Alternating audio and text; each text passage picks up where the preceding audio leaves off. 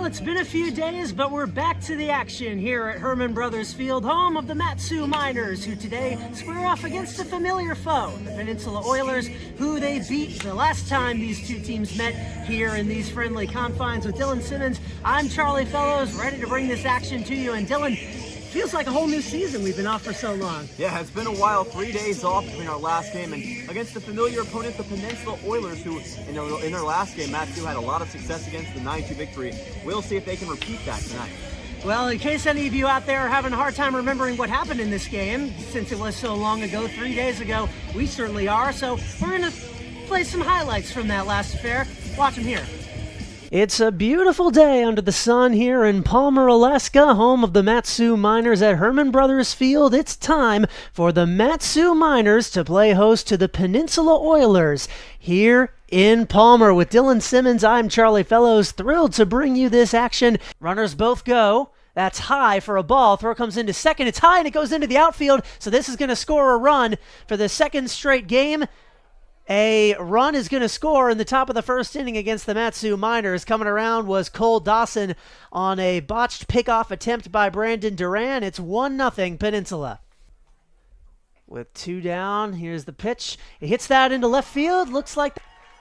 Well, that is exactly what Mat-Su was looking for early on in this game, and they deliver that time with Drake Kerr. We've talked about him all season and his capabilities of getting shots into the outfield, and that is exactly what he just delivered for the Miners there, and a big change in this game to take a 2-1 lead. Masaccia goes for second. The throw is coming home, and Strohmeyer got there. The ball got away from the catcher, Worthgen, and coming around now is Masaccia. He's going to score for Mat-Su.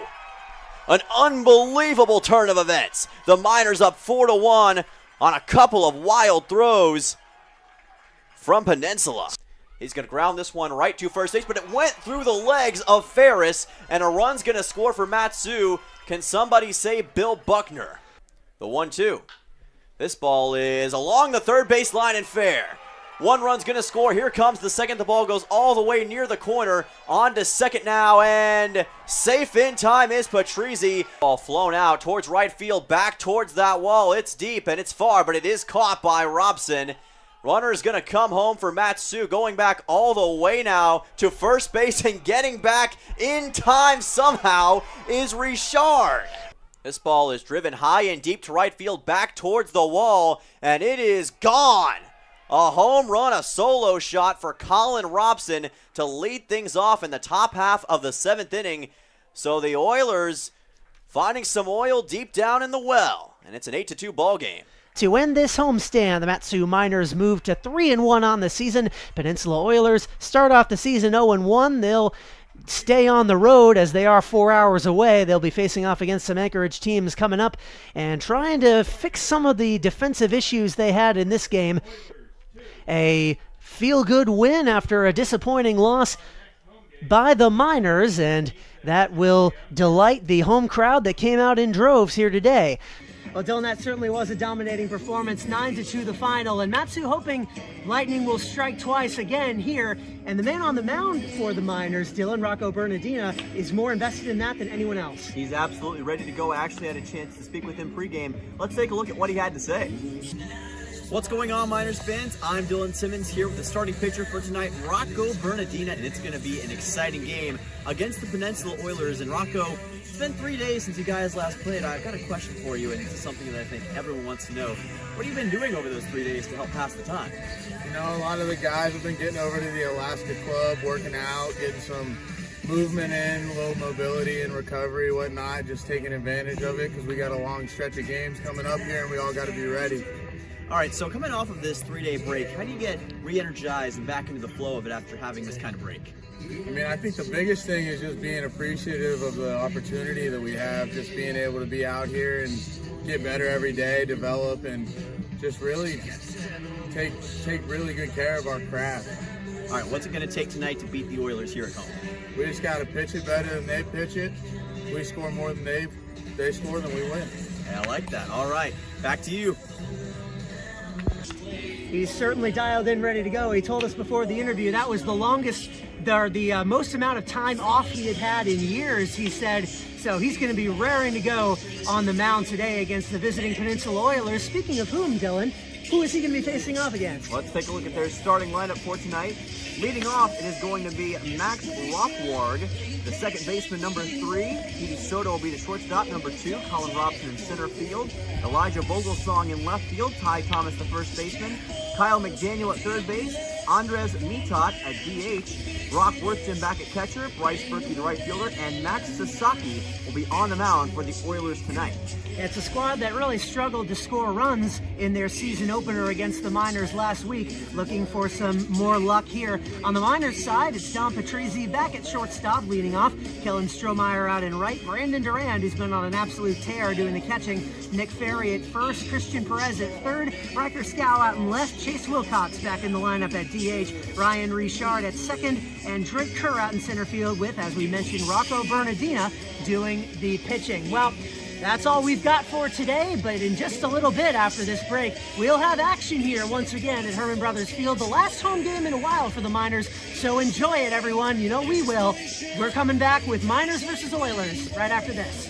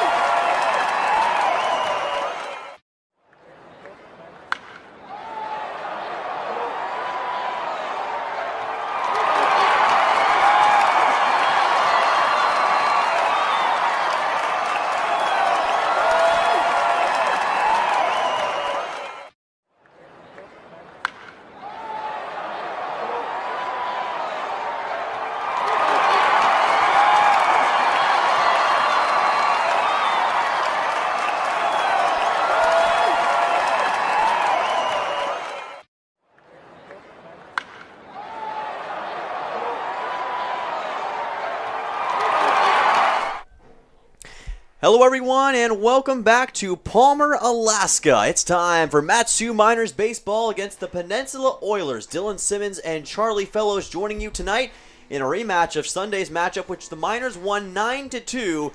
And tonight promises to be a special outing between these two ABL foes, Charlie. As you mentioned, that last matchup happened on Sunday, and since then the Miners have not played a game. They had 2 scheduled off days, and a third matchup with the Glacier Pilots was rained out. The second time they've been scheduled to go to Anchorage that has been rained out thus far. They'll be going down there in the MLB Showcase later this week. This is the last home game for a while for Mat-Su, and a good way to tune up before they show their skills in front of MLB scouts this weekend. Yeah, this will be their last home game played until June 24th against the Anchorage Bucks right back here at 6 o'clock. So it's going to be a while before we see Mat-Su at home again. So take advantage of this opportunity if you are the Miners to show out in front of your home crowd. But they have a great opportunity to move to 4-1 against the team that they had a lot of success against earlier on this week, back on Sunday, in that big 9-2 advantage. Peninsula also making a few mistakes, committing a few errors that cost them that game in the long run. And the lineup they'll be fielding today, a little bit similar to the one they fielded back on Sunday. Max Rothwarg will lead off at second base. Petey Soto at short. Colin Robson in center field. Aiden Sullivan gets a late start after Elijah Vogelsong Lewis has a scratch. He's out in right. Ty Thomas at first base. Kyle McDaniel in third base. Andres Mitat, the DH. Brock Wertjan at catcher, and Bryce Berkey as the left fielder. The man on the mound for the Oilers, meanwhile, will be Max Sasaki out of Long Beach City College, Torrance, California. 3.34 ERA. And a 4-1 record in 29 2/3 innings pitched, which was a massive statistical bump for the sophomore in his second collegiate season. Meanwhile, on the mound for Mat-Su will be Rocco Bernardina in his second start of the year.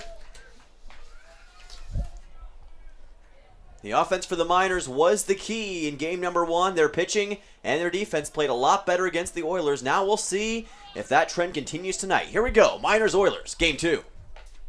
And immediately a hit by pitch by Bernardina. He's going to send Rothwarg to first base. Immediately an HPB here in the first inning. An inauspicious start, and a thing that the Miners have struggled with at various points throughout the season is hitting batters with a ball. Not something you think would be an issue that would carry from pitcher to pitcher, but in this small sample size, it has. Petey Soto will dig in now with 1 on, none out. Petey Soto, through the first 2 games, had 9 at-bats and 3 hits, as that's going to be a fastball delivered right down the middle for a strike. So a much better pitch this time by Bernardina to bring it to an 0-1 count. Defense for Mat-Su. Nick Ferry at first, Ryan Richard second, Don Patrizzi at short, Christian Perez at third, outfield left to right, Riker Scow, Drake Kerr, Kellen Strohmeyer, and Brandon Durand, who catches that offering from Rocco Bernardina, completes the 9-man defensive unit for Mat-Su. Now an 0-2 count quickly for Bernardina, the right-handed pitcher out of Kent State and Newcastle, Pennsylvania. 0-2 count right here. Will he try the fastball again to get the early strikeout? Runner tries to go. The throw is not going to happen as Durand looked to first, decided to hold on to it, keeping a close eye on Rothwarg, and that's going to be ball number 1. Bernardina stands 6'5". We got to interview him before the game, and those who watched the pregame show saw that. He towers over both of us. That he does, as that ball is fouled into foul territory, and the catch will be made by Nick Ferry, the first baseman, pretty easily. 1 away. Inducing weak contact is a priority of Bernardina's. Gets his first weak knock here. So Colin Robson will come in next for Peninsula.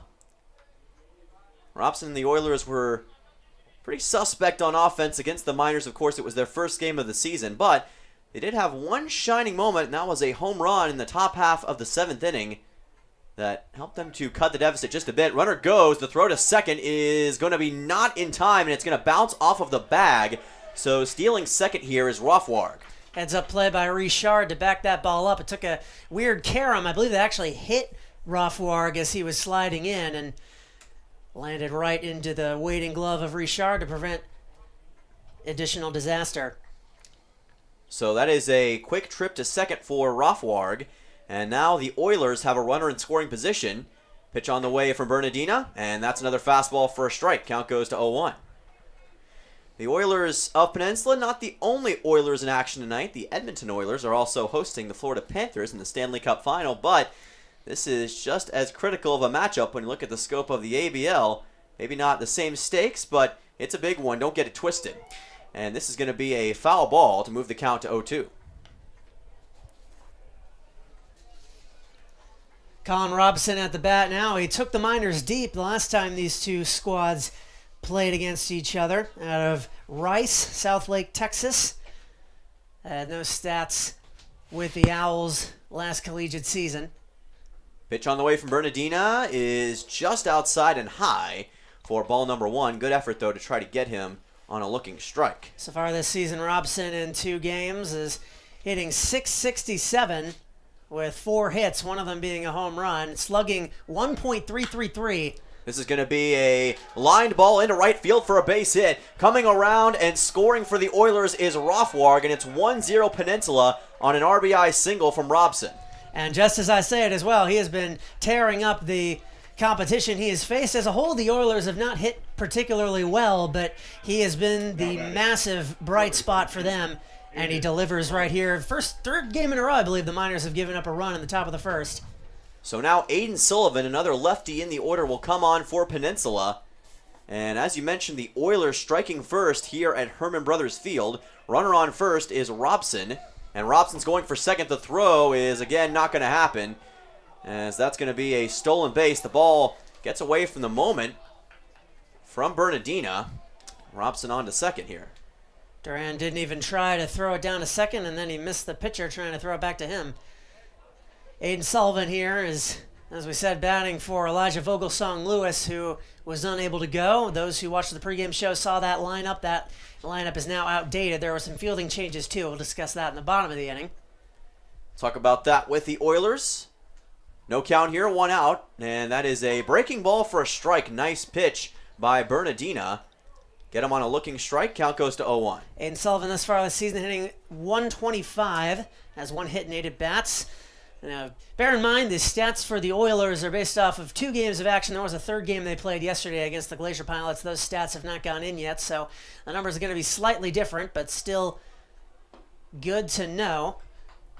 During his collegiate season at Swarthmore, Sullivan hit .390 with 5 home runs, 29 runs batted in. He was All-Region Division III first team, native of Rye, New York. Pitch from Bernardina is just high for ball number 3. So the count goes to 3-1, I believe. This is exactly what the Miners were looking to avoid with this game. Control issues early on. The offense has been so great that the Miners haven't really had to rely on their pitching that much, but definitely an area of concern thus far. This is going to be lined into center field for another base hit. Coming around and stopping at third here is going to be Robson, but another single, a back-to-back single now for the Peninsula Oilers. This time it's Sullivan, the man who just got instituted into the order. Now batting first baseman, Ty. He was ready to go, and he delivers. Bernardina has allowed 2 hits and also hit a man himself.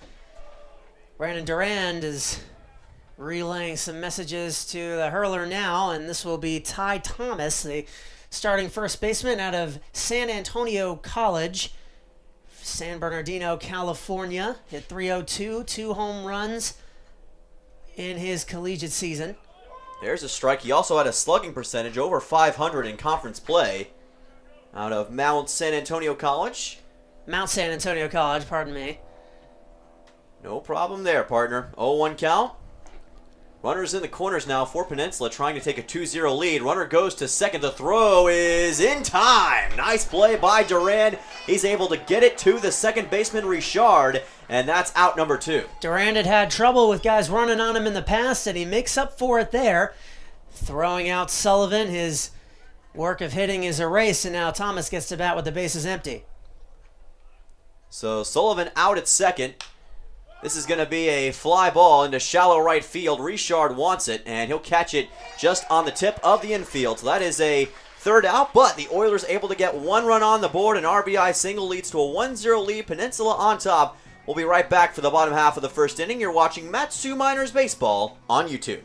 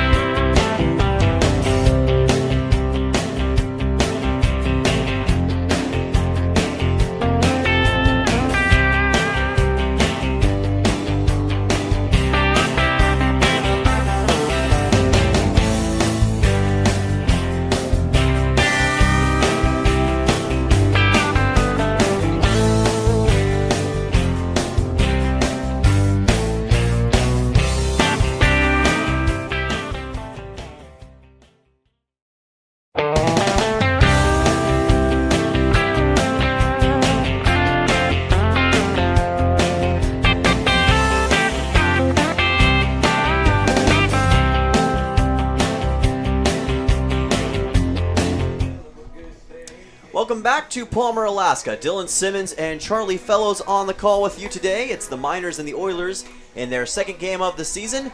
Mat-Su down 1-0 to Peninsula after an RBI single brought in a runner for the Oilers in the top half of the first inning. And now we'll see for the first time this season for Peninsula, Max Sasaki, as he takes on the Miners bats. Sasaki, as I started to say at the beginning of last inning, out of Long Beach City College, Torrance, California, 3.34 ERA in 29 2/3 innings pitched. Last year with the City College, he surrendered 19 earned runs in 21 1/3 innings pitched. That's an 8.02 ERA. Also allowed a pair of home runs. Did not allow any this season, so took a massive leap forward, and he's trying to keep that momentum going with the Oilers. He'll be facing a lineup for Mat-Su, Don Patrizzi, Kellen Strohmeyer, Brandon Durand, Nick Ferry, Christian Perez, Riker Scow, Chase Wilcox, Ryan Richard, and Drake Kerr. The 9-man unit for Mat-Su, the first of which will be Don Patrizzi, ready to dig in here. Colin Robson with the RBI single in the top half of the first inning.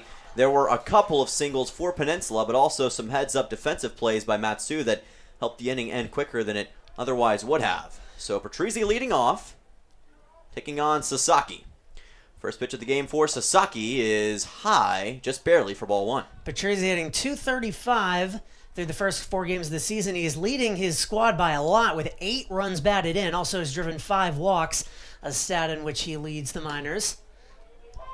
There's a nice strike, just sinking late to even the count at 1-1. He has worked both as a shortstop and a DH this year for Mat-Su, and he's had great recognition at the plate many times this season. This pitch is going to be inside for ball number 2. He's been a great hitter, as I just mentioned. His defense at shortstop has left a little bit to be desired in the early goings. He had a few costly errors in that 10-9 crazy loss to the Anchorage Bucks last week. Got a game at the designated hitter as a result. Now, after a week of work, he is back in the field. We'll see how he does. This is going to be lined out into left field, and it's going to be a base hit. So Don Patrizzi leads off and gets a single, that one off the glove of the shortstop Soto, and Mat-Su has a runner aboard. Now we'll let Kellen Strohmeyer, bat with a man on. He has just 1 hit on the season in 10 at-bats, slugging .200. He's starting right fielder today. That was a nice hit by Patrizzi into that 5-6 hole. Just barely found enough space, and Soto had an opportunity at it, but he just couldn't secure the baseball with his glove. And now the lefty, the Iowa Hawkeye, Kellen Strohmeyer at the plate. Music goes off. Country music blares briefly. Wrong button pushed. You know, it's a big thing apparently in Alaska, the country music, for those who were unaware. Well, we are from, Dylan is from Tennessee, I'm from Maine, so we're both well acquainted with country music. Yes, we are. This one is going to be lined into right field for a base hit. A couple of liners, a couple of singles, and Mat-Su now with 2 aboard. This time it's Strohmeyer who has the baseball take flight into right. Well, Bernardina had a rough start to the top of the first, and Max Sasaki said, watch this, giving up 2 singles in his first 2 batters faced. He's got Brandon Durand, one of the most terrifying power hitters on this team, digging in now with 2 on and none out. Big opportunity early for Mat-Su. They've had statistically the best offense in the Alaska Baseball League. They've scored 8 runs, 9 runs, 9 runs, and 9 runs through their first 4 games of the season.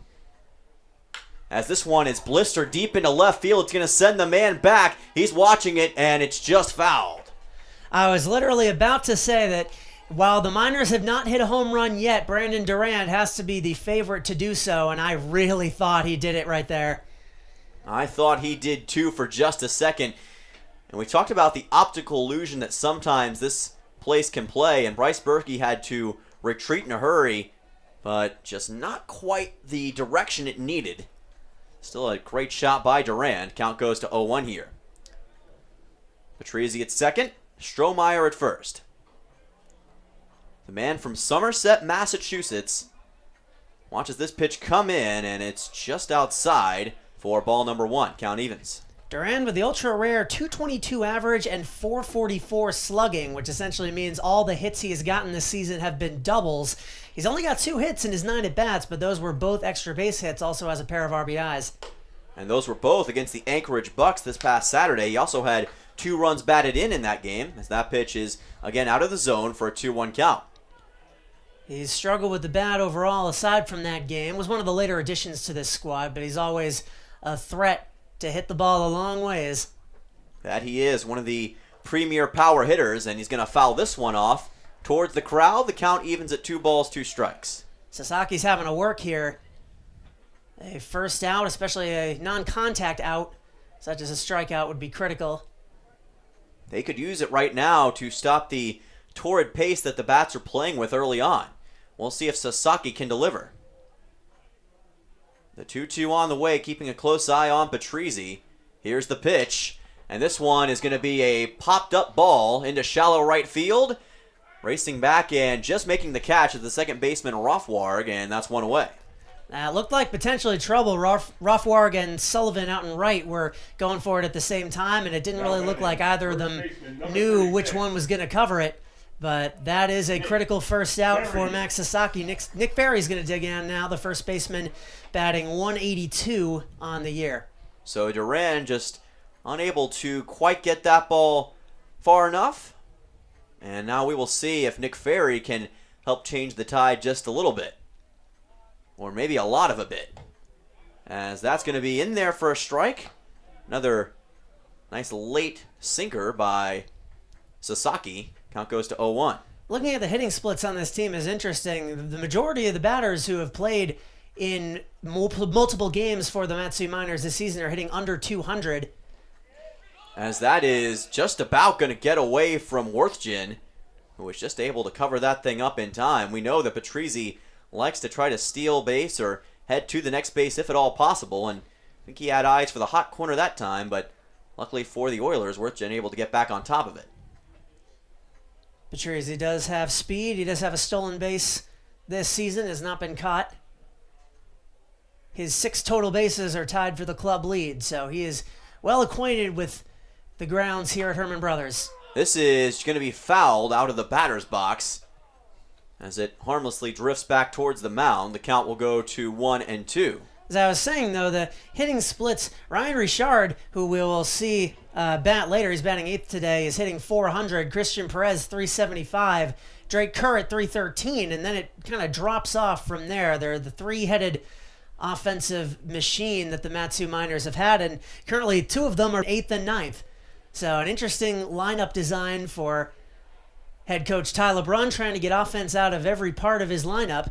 The first part is delivered so far, but they're still waiting for that punch to get them on the scoreboard if they're going to try and deliver. It's a 3-headed dragon of offense. A 1-2 count here. Ferry looking on. Here's the pitch. And he blisters this one deep into right field, back towards that wall. And this ball is going to land on top of the wall. Runners are coming around. And they're going to stop within their individual bases, and the bases are loaded for the Matsu Miners. For a second, I thought that thing got out of here. How did nobody score on that? Wait, did he catch that? No, that was He did that not one off catch the it, wall. no. What were they doing? The base running decision on that, the Miners should have gotten at least 1 run. Because that ball, again, looked gone off the bat. It looked like it was at least going to go off the wall, and it did. Bases loaded, 1 out. Not the worst position to be in, but the Miners might end up regretting that decision in a bit. Christian Perez is going to try and make that moot. He was one of those 3-headed dragon heads that we discussed earlier, hitting 375, has driven in 1 run, also walked twice. And he's going to line this one into left field for a base hit. Coming home for Matsui is Patrizzi. He's going to score, and we are tied at Herman Brothers Field off a Christian Perez single. And the man from Phoenix, Arizona is red hot early.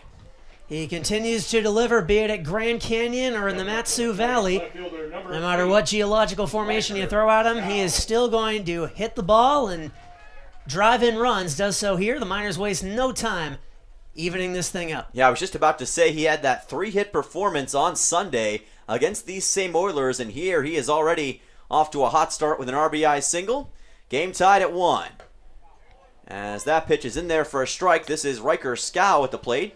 A man who hasn't been quite as explosive to start off this season, but can still provide a very dangerous threat for Matsu. Just 0-77, 1 hit in 13 at-bats. Has also drawn 3 walks, though. Here's a pitch just outside, actually well outside that time, and Worthgen able to get in front of it. Count's going to be 1-1 here. Scow does have 2 RBIs. I believe he got that as more of a 2-run double that he hit last week. He does have 1 extra base hit.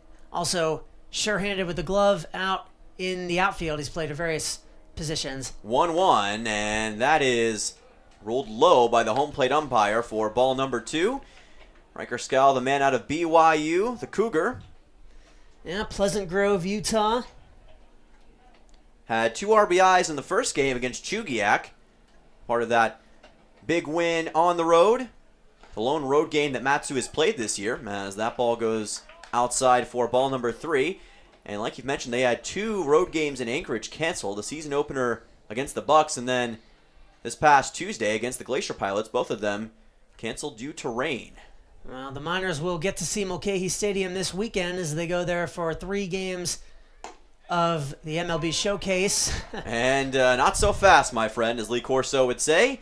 That's a looking strike to run the count full at 3-2. Scott was convinced he had a free trip to first base. That was clearly in the strike zone. I'm not sure what he saw there. We are at a little bit of an angle. I'm always willing to defer to the batters, but that didn't seem too far outside. This could be a crucial potential out as that ball is fouled off by Scow. But this is a critical juncture even early on for Max Sasaki and the Oilers when you consider the continuous pace of Matsu. Already 4 hits in this bottom half of the first inning. And you feel like you got to have some relief in a hurry, especially with just 1 out. On the flip side, though, a double play would get him out of this inning. That it would. Big moment for the defense, and instead it's going to be ball number 4. So Matsu is going to score a run on a walk issued by Sasaki. As Scow moves on to first, coming home is Strohmeyer. It's 2-1 Matsu. They have the lead here in the Valley. Scow doesn't get his 2nd hit of the season, but he does get his 3rd run batted in. The Matsu Miners take a 2-1 lead, and already this crowd, which has grown rapidly a number even from when this game started a few minutes ago as people have been filing in. This is a 6 p.m. start in Alaska local time. Just a reminder, they are loud. Loud, proud, and ready as that is lined into foul territory by Wilcox. Count goes to 0-1, so the RBI off the walk by Riker Scow. The other RBI coming from Christian Perez, the man now at second base for Matsu. And again, the base is still loaded for the Miners. And the Oilers trying to avoid dropping this one. They put up a heck of a fight against the Anchorage Bucks when they played them back on Monday. Only lost by 1 run. Matsu really the lone team to dominate them so far. And they grabbed their first win against the Glacier Pilots earlier this week. This is flied out to shallow left field. A cavalcade of players down there, and a diving catch is made. Wow. I think that was Petey Soto at shortstop who slid in. The third baseman McDaniel was going for it. He fell. Wasn't going to be able to get it, so Soto took it upon himself, slid on that grass, and that's a acrobatic and also very important 2nd out. Petey Soto sliding in like he was at Dollywood Splash Country, and he gets out number 2. Stop speaking Tennessee to me. I have no idea what that means. No clue, huh? So this is Wilcox at the plate, as that pitch is going to be going in low for ball number, or rather, check it. They called that he didn't catch that baseball. So he must have dropped it. It really looked like he caught it. He jumped up and celebrated like he had caught it. But I guess they said he didn't, so forget what I just said. Yeah, I thought that he had caught that for a second. Boy, he must have just been unable to get it off the ground. Must have just barely tapped that. I thought he caught that from our vantage point. But we'll defer to the umpires in this situation. So the count is now 2-2. Sorry for that one, folks. Wilcox lines this one into left field, and it's going to work out for the Miners anyway. 2 runs are going to score easily. This one goes all the way to the corner. Coming around now for Matsu is Scow. He'll score as well. A bases-clearing double for the Miners. Well, Wilcox gets a 2nd lease on life, and he delivers his first extra base hit of the season and 3 runs batted in. All of a sudden, this is a 5-1 game before the Oilers have even gotten their 2nd out. An avalanche of runs for Matsu, and a 3-run double for Chase Wilcox has brought it to a 5-1 game for the Miners here at home. And things might be about to go from bad to worse for the Oilers here, because Ryan Richard is the most dangerous hitter on this Miners lineup, who is lurking down there in the 8 spot. He is hitting an even .400 this season. He has played in every game, has 6 hits out of 15 at-bats, also 2 runs batted in. And the Miners now with 5 total hits in this game already, as that ball is popped up into right field. Camping underneath it and making the catch is... So Kerr at the plate for the Miners. After watching Richard just be unable to send that one deep and away. Shows bunt here for just a moment, and that ball drifts outside. It's ball number 1. Apologies, think we might have had just a little bit of a hiccup in the stream, but if you missed it, Ryan Richard flied out to right. None of the runners were able to advance. We have 2 out here with Drake Kerr at the bat. Drake Kerr for Matsu at the plate. Miners with a 4-run lead already. And he's going to show bunt again, and a strike is going to be called. Sasaki 1 strike away from ending this nightmare. And he certainly is going to need this to end sooner rather than later, especially with the already pretty imposing Matsu lead of 4 runs. And again, we're only in the bottom half of the first. That ball is popped up and fouled. The count goes to 1-2. Fouled off by Kerr. So far this season, has tied for the team lead in hits in 1 game with 3, which he got against Chugiak in the first game. Had 1 run as well. Also had 2 RBIs versus the Anchorage Bucks this past Saturday. Just as a reminder to all, the live stats feature on the Matsu Miners website is now operational. It should be as the runner goes. Runner goes to third. Wilcox slides and got there in time. He steals third base. A heads-up play by the man from Central Missouri, able to take it to third. That's first stolen base on the night for the Miners, and it might not be the last. Just as I was saying, though, if you go onto the schedule page for the Matsu website, there should be a live stats button there where you can follow along as you please. As that goes outside, it's a wild pitch, and coming home easily is Wilcox, and the Miners now up 5 on the Oilers.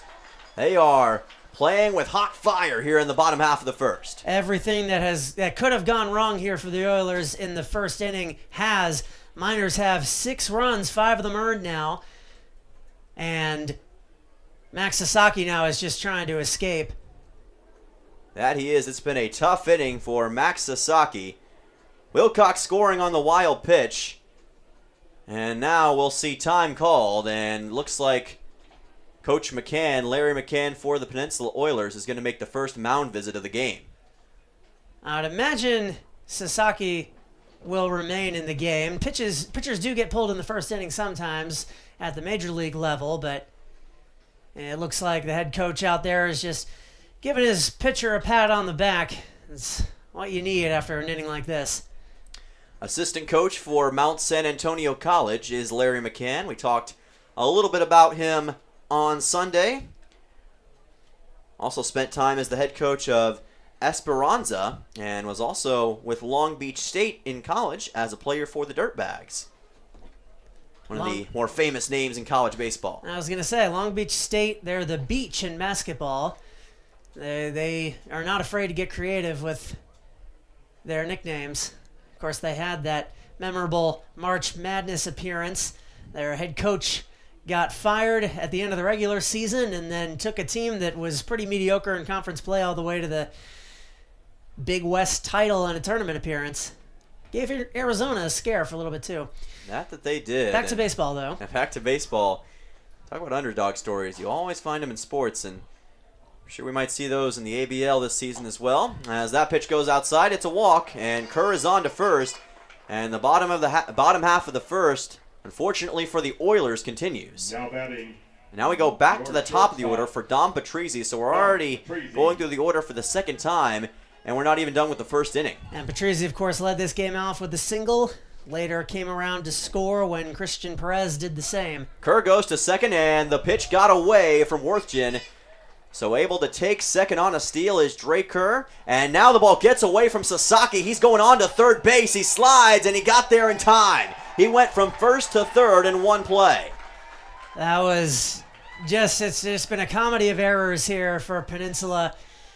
This is still the early part of their season, but picking up right where they left off. The first official error they've committed in this game, I mean errors more so in the woe is them sense. So the first error for Peninsula, and that one was just a bit of a sloppy one that time.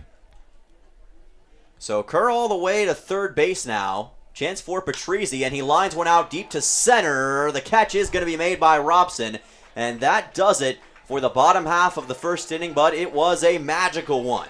Matsu put 6 runs on the board, and they are revving it up early against the Peninsula Oilers. We'll be right back for the top of the second. You're watching Matsu Miners Baseball on YouTube.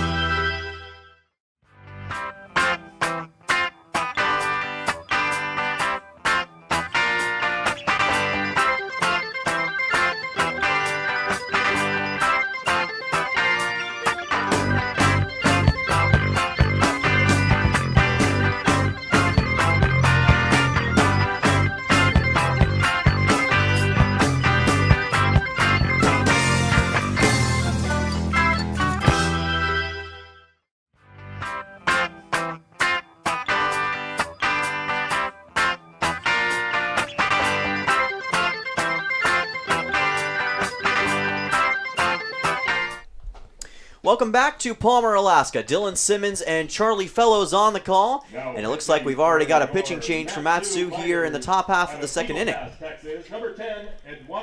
It's Eduardo Mendoza for Matsu, making his second appearance of the season for the Miners out of Incarnate Word. A man who, if you followed along, I spoke with back at Independence Mine State Historical Park a couple Mondays ago. Mendoza originally from Eagle Pass, Texas, a redshirt sophomore. I'm not sure what prompted this pitching change from Matsu. Bernardino didn't have the easiest of first innings, but after that bottom half, it didn't really look like the pitching performance would matter. So I suppose Tyler Brunn is just taking an advantage to get his guys warm before that MLB Showcase coming up in Anchorage over the weekend. And we have been told that there are scouts here tonight, approximately 6 of them, so could be a chance to help show off the arm and legs of some of these prospects for Matsu. Maybe that's why Mendoza getting the opportunity here, as we'll see Number 7. McDaniel up at the plate for Peninsula, the third baseman here in the top half of the second inning. So Kyle McDaniel, the freshman out of Pahrump, Nevada, and plays for Utah Tech. Had a season-high 3 hits versus Grand Canyon back on April 20th. Had a 271 average for Utah Tech this year. In the first 2 games of the season, which as a reminder is the statistical set we're working with, McDaniel has hit 0-0-0 in 8 at-bats. Does have a walk. As a team, this Oilers squad is hitting 191 between all the qualified hitters. So definitely struggling to put runs on the board, despite having done so in the top of the first. Both times they've come into Herman Brothers and faced Matsu, but as a whole, it has been a struggle for the team from Kenai. That pitch goes outside for ball number 2, and it wasn't a bad offensive inning for the Oilers in the top of the first, but kind of pales in comparison to what the Miners were able to pull off in the bottom half of the first inning. It's a true turning of the tide in this game, and we'll see if it's too much for the Oilers to handle. Count's going to go to 2-1. Nice breaking ball this time by Mendoza. Even by Miners standards, that inning was complete domination. They've scored a lot of runs this season, but I believe that is the most they've scored in one single inning. And they did so without any walks, or there was one error, there was one walk toward the end of the inning, but they got it started with just clean singles up the middle, singles into the outfield. It all started with that Christian Perez RBI single, and then the bases clearing double by Chase Wilcox really solidified it as that ball is fouled off. Count will go full at 3-2. That really that double has been the pivotal moment early on in this game, and Peninsula, they may need an explosive play just like that to put themselves back in position. Full count here at 3-2, and again it's fouled off by McDaniel. Count will stay full. I believe that game that the Miners lost 10-9 to the Bucks, they may have led, I believe, 6-2 at one point in that game. Yes. That ended up going against them, but a 5-run cushion, especially against a team that has struggled as much as Peninsula has, as McDaniels draws a walk, is going to be a tough mountain for the Oilers to climb. So for the first time this season against Matsu, we'll see Andres Maitat. Number 16 for Peninsula, making his first appearance at Herman Brothers Field here in the 2024 season. It's out of West Covina, California. I believe that's how you say that. Mount San Antonio College. He takes strike one, hit .250. Did not hit a home run. Drove in 8 runs batted in. I was looking at the wrong box. In 15 games in which he appeared after playing his high school ball for South Hills High School. Another player from Mount San Antonio College. There's another looking strike by Mendoza to make it no 2 count. We've seen a few MASC players here tonight. Or MSAC, I should say. Can't do acronyms. As we see the runner is going to go to second. The pitch got away from Durand, and able to easily take second base is going to be McDaniel. Wild pitch from Mendoza. Gives once again, the Oilers get a man in scoring position. So this has been different from the early goings of last game in that they have had no trouble advancing players on the base paths. The pitching is just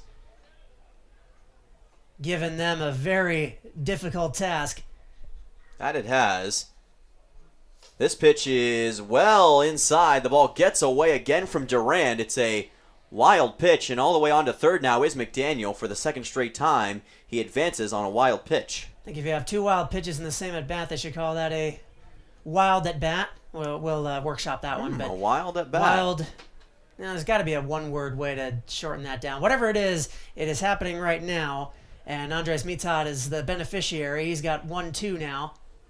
And I think that should be 2-2. So a 2-2 count, and it's going to become a 3-2 count as that pitch is outside. The count runs full. Unless he swung at one of those pitches that were way outside the zone. I may have missed that. In any event, it's 2 strikes. We know that for sure. And a pivotal pitch here for Mendoza, and that's going to be a swing and a miss. We know for sure that is a strikeout swinging. It's the first strikeout we've seen on either side. Mendoza gets Mitat down, and Brock Worthjen now will step in with 1 out here in the second inning. Brock Worthjen now at the plate for Peninsula. He was in the midst of a lot of action on Sunday. There were, I believe, 6 errors committed by Peninsula in that 9-2 loss, and that really doomed them in that game. Worthjen fouls this one off. Count goes to 0-1. And if they're going to win against Matsu or really any ABL team, they're just going to have to find a way to minimize those mistakes throughout the rest of the season. Worthjen, I believe, may have committed a couple of those. He was also on the wrong end of a couple errant throws from his outfielders that caused more runs to score. The 0-1 count here. Breaking ball, and it's in there for a strike. Count goes to 0-2. Nice pitch as he paints the outside corner. Eduardo Mendoza getting the job done. You can see it a little bit on the broadcast. There's some gravel on the edges of foul territory. That does loop around the back underneath the press box, and when a ball goes back there, it can die and be extremely difficult for the catcher to recover, as that's another strikeout by Eduardo Mendoza. Second straight K for Mendoza, able to take care of Brock Worthjen, and now we'll see the left fielder Bryce Berkey come on. So Eduardo Mendoza having a pretty good start to this game, able to limit the Oilers to some capacity outside of a few wild pitches here in the early going. This is lined out to right center field, and making the catch on the run is Drake Kerr. Nice job by the Islander. And the Miners able to hold the Oilers scoreless. They still have a 6-1 lead. They'll try to extend it when we return to Palmer. You're watching Matsu Miners Baseball on YouTube.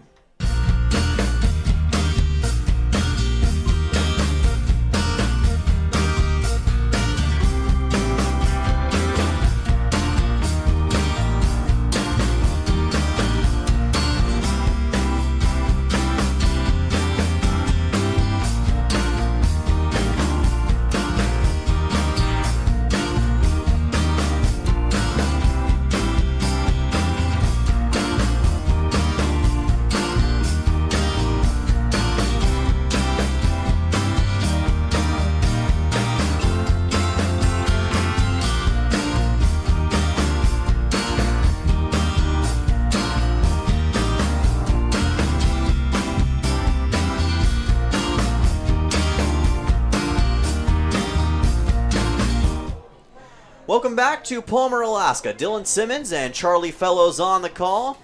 And the Mat-Su Miners up 6-1 on the Peninsula Oilers in game number 5 of the season. Mat-Su chasing a 4-1 start to 2024.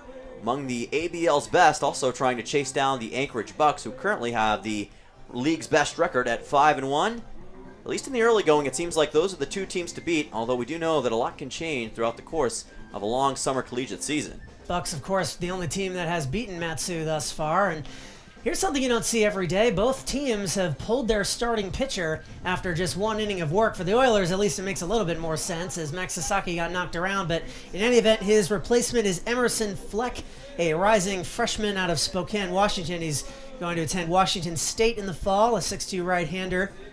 He played high school for Meade Senior High School and traveled for the Spokane Expos Blue 16U team, which certainly does sound like a travel baseball team if I've ever heard one. Has aspirations of being part of that Cougar rotation, and this is certainly going to be an audition for that role. He will get Kellen Strohmeyer, Brandon Durand, and Nick Ferry, batters 2, 3, and 4, each digging in for the second time after the Miners batted around an inning ago. Yeah, if you're just joining us, Mat-Su scoring 6 runs in the bottom half of the first inning. Don Patrizzi, Kellen Strohmeyer, Durand, Ferry, all of them a part of that. And now we'll see if Mat-Su can keep the tempo going against the Oilers here in the bottom half of the second. If Peninsula is going to make a comeback, they're going to have to find a way to limit these Mat-Su bats, which were in fuego to start things off. I think I said it right that time. Yes, you got it. You got the right. Perfect. Man who's been to Spain, he knows the language pretty well. So got to make sure to say it right. Kellen Strohmeyer at the plate. As we'll see a quick conversation between catcher and pitcher, as Worthington's going to come up and try to advise the young guy. It's always interesting to see players who are just coming out of high school, how they do in this environment. Not entirely sure what they could be talking about because he has yet to actually throw a pitch in this game, but just one last debrief before this murderer's row, as they've looked today, digs in, and Kellen Strohmeyer had a single as part of that 6-run explosion one frame ago. Always could be exchanging signals, trying to clarify some things like you mentioned, as that pitch is low for ball number 1. First pitch by Emerson Fleck of this game. Fleck now with a 1-0 count to the Iowa Hawkeye, Strohmeyer. This is a high fly ball deep into left center field. Robson chasing after it, but it's going to be caught by Berkey in deep left field for out 1. Strohmeyer gets another bit of solid contact, but that time is not rewarded. This is the first appearance of Emerson Fleck for the Oilers, at least among games with stats. And the Max Sasaki, it's interesting, his first appearance, he went 5 innings and allowed just 1 run. Had a 1.80 ERA coming into this game. That is going to balloon as soon as the stats for this game go in, as he deals ball 1 into Brandon Durand, who made the first out of the first inning, was the last man to make it out until about 15 minutes later. Count is 1-0 here. There's a swing and a miss by Durand. So a swinging strike, count goes to 1-1. And it's interesting, Charlie, how things can change so quickly for pitchers between games. Some days you're on and some days you're just not quite as on. 1-1 count. And that pitch is high but in for a strike. Count goes to 1-2. I was actually going to make a similar point on Durand's side. He had that one game where he was the hero. If the Mat-Su Miners had pulled out that game against Anchorage, which we are mentioning so much, he would have been the reason why. High fly ball into left. It's going to send Berkey back. He's looking at it. It is going to be caught by Berkey at the wall. What a catch by Berkey over the shoulder, able to chase it down for out 2. A little bit of Willie Mays on that one. He had his back to the ball, had his glove in front of him, and the ball just fell right in. Once again, off the bat of Brandon Durand. That time I really thought it was going to be gone, and I think Berkey did too, because he took a little bit before turning around and running, but he was able to get there. And a massive out. Brandon Durand is 0 for 2 in a game where everybody else in the lineup has had it going. So Nick Ferry now at the plate for Mat-Su. They are making some good contact on these pitches, but just haven't been able to have one clear the yard yet, as it's Berkey who has denied them both times. We'll see if Ferry can deliver the finishing touch. Still, Mat-Su does not have a home run this season, so that is a testament to just how good their offense really is. Count goes to 1-0. Ferry, and guess what? It's a fly ball, this time fouled. Count goes to 1-1. I heard some glass shatter back there. I'm going to hope that's a sound effect. Yeah, not what you want to hear if you're an attendee of this game. But yeah, it's really interesting. One of the most interesting things I've seen, Matsu is far and away the best offense in the ABL this season by pretty much every metric, except for extra base hits. They really just don't have a ton.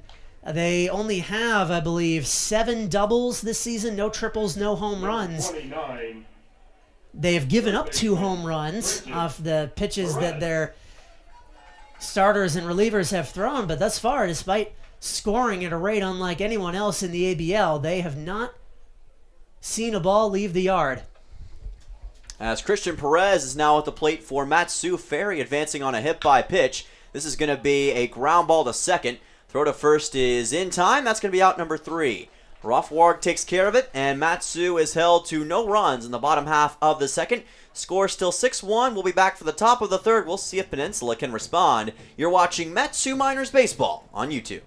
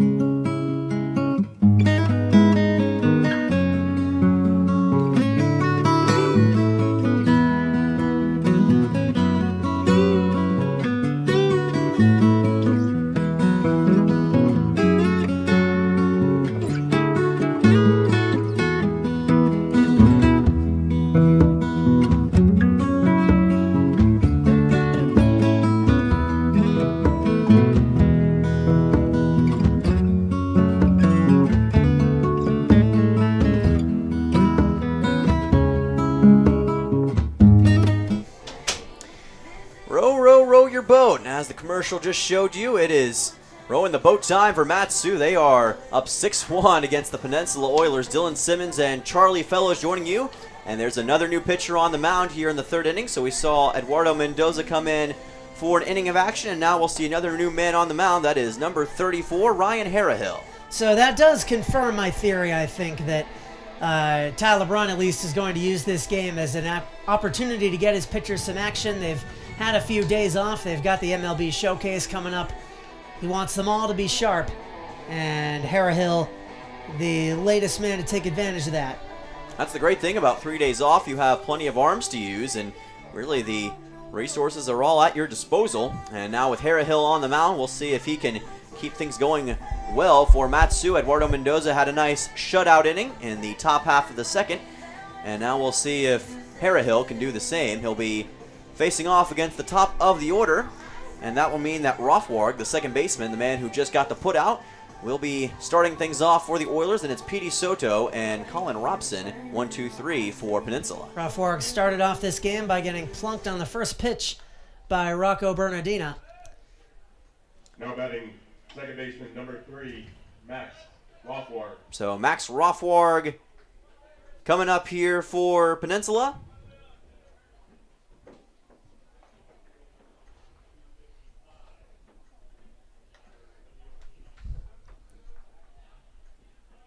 Pitch coming up from Harrahill.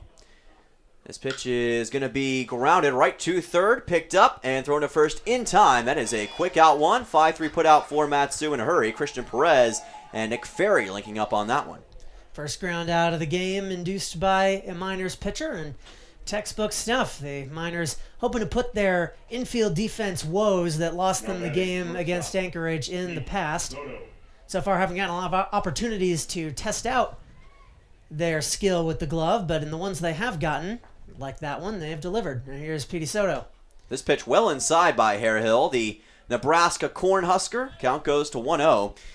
Soto, another Utah Tech player out of St. George, Utah. Freshman for Peninsula, and he swings and misses at this one. Count will go to 1-1. Harrahill, another tall guy, 6'4", out of Elkhorn, Nebraska. That he is. He's definitely got a lot of size, which can be useful from the mound. That is going to be outside for ball 2.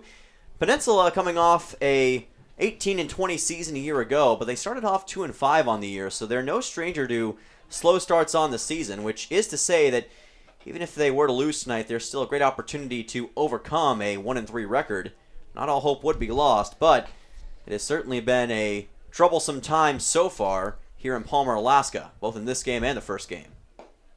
This pitch is inside for ball number 4, so that's going to be a walk for Soto, a leadoff walk, or rather the number 2 man in the order with a walk here in the top half of the third. And like you were saying before, it's just really tough to apply the same standard of start versus finish to the Oilers as it is to any other team in the league, just by virtue of the fact that for those who are unaware with the geography of the Alaska Baseball League, the Miners, Chinooks, Bucks, and Glacier Pilots are all within about an hour of each other, and then the Oilers play all the way down in Kenai, about 4 hours away from here. So they play their games, they go on the road, play about a week at other teams' ballparks, and then they come home and play a lot of games at home. Their first homestand actually will be against the Miners, 5 in a row next week, which we'll be traveling down there with the team for. So that'll be a chance for them to really stay in the same place for once and get to know each other and get comfortable with the way their team plays. That is going to be a fly ball fouled over the left field line. Count will be 1-1 here for Colin Robson. These two teams are going to become very familiar with each other over these next few games. They had a game, of course, on Sunday, a game here tonight. They'll have a game against each other in the MLB Showcase on Sunday. And then 5 straight games on the road for Matsu in Kenai coming up next week, all part of the big Kenai road trip. Another one fouled off by Robson. Count goes to 1-2. We'll have all that coverage for you live here on YouTube as well. Here, the fishing is great down there. And how do you pronounce the fish they catch down there, Dylan? Salmon. Thank you. I have learned it in time. Count goes to 1-2. We'll see if Peninsula can catch back up to Matsu. That throw to first is not in time to Ferry. Soto able to get back. Shout out 91 concurrent viewers. The Oilers fans definitely turned out in massive numbers. This is going to be a ball popped up into foul territory. Perez chasing after it, and he makes the catch right to the left of the third base line. That is 2 away. As I was saying, you guys came out in droves last time. We had nearly 200 concurrent viewers back on, that was that Sunday. Yes. The first game of the season for the Oilers, which I'm sure also helped. But we appreciate you all. Oilers and, of course, Miners fans alike. Family from all over the country. It's why we're here, and we appreciate all the support. That we do. Always great to hear people watching in from wherever they are across the United States and across the world for that matter. Never know who's going to be tuning in to a Matsu Miners game, and it makes the energy and the electricity all that more entertaining. Pitch on the way from Hara Hill is fouled into the cage. This time the camera able to stay up. Those zip ties are doing some good work tonight. They added a third one before the game, and it's paying dividends already. There have been a couple that have been grounded into the backstop that would have been game over a couple days ago, but we adapt here. We adapt, that we do, as that pitch is inside. And the count will go to 2-1. If the tally that I have is correct, scoreboard shows 1-2. Runner goes to second. The throw is going to be offline. Oh boy, it actually made contact with Soto, and he's able to take second base, so that throw just not quite on target for Durand. That was actually really unfortunate for Soto that it hit him, because if it had not gone off his body, there was nobody covering that throw. That would have been into the outfield. He might have been able to get all the way to third on that. As it stands, he'll settle for second. The third straight inning that the Oilers have had a man in scoring position, but with 2 outs here, Aiden Sullivan going to try and cash this one in. They cashed it in the first. They did not cash it in the second. Now we'll see if Sullivan can bring home Soto. This is going to be a chopper right side, picked up by Richard. Throw to first is easily in time, and Matsu able to once again hold the Oilers off with no run scored in the top of the third. So we'll be right back for the bottom half of the third inning. Miners up 6-1 on the Oilers. You're watching Matsu Miners Baseball on YouTube.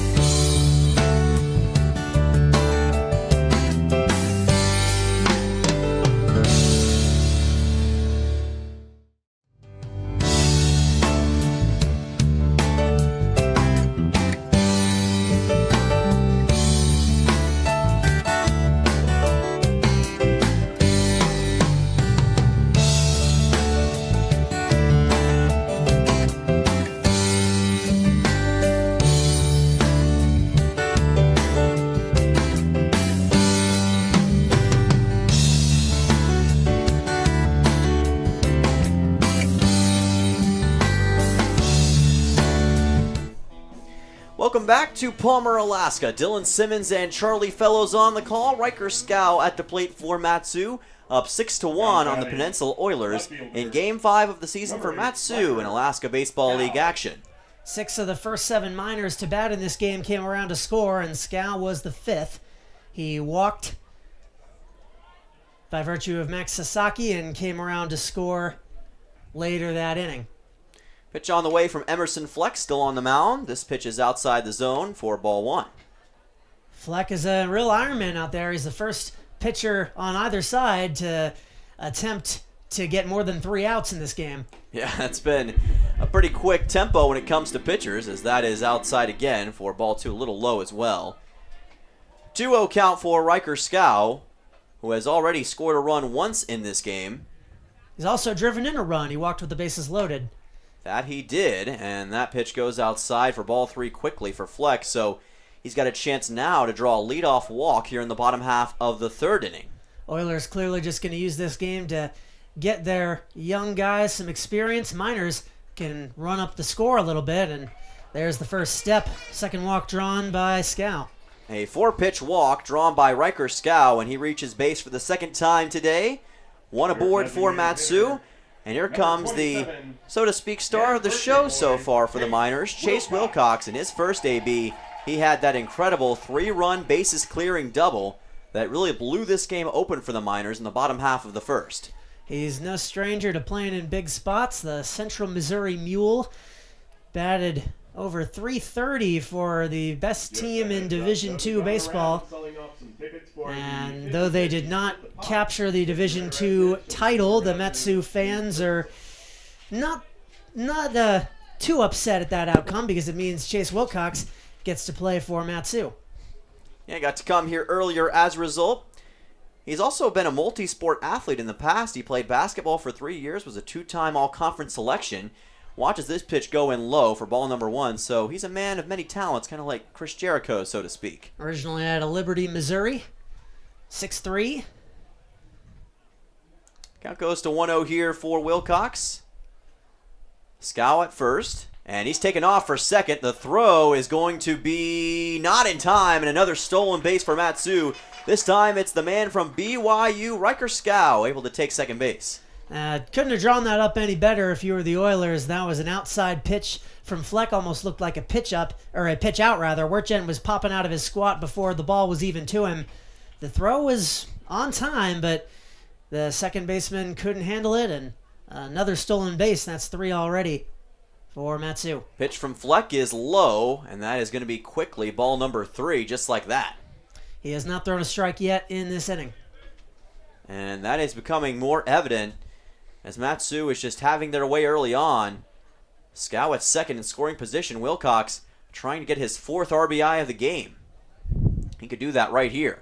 The 3-0, and it's going to be just in for a strike in the highest part of the zone. Count goes to 3-1.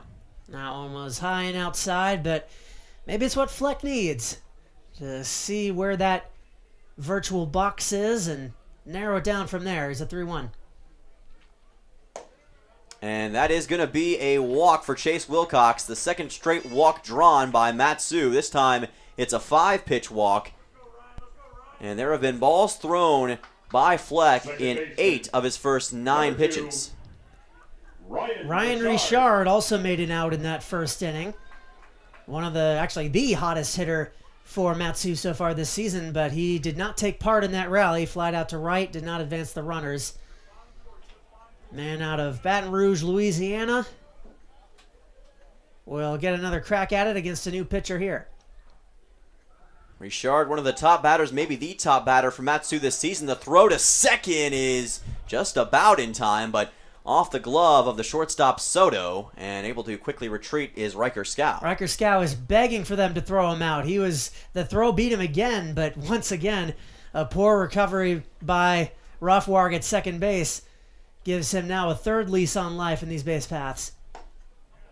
And there's a strike. Count goes to 1-1 here for Ryan Richard.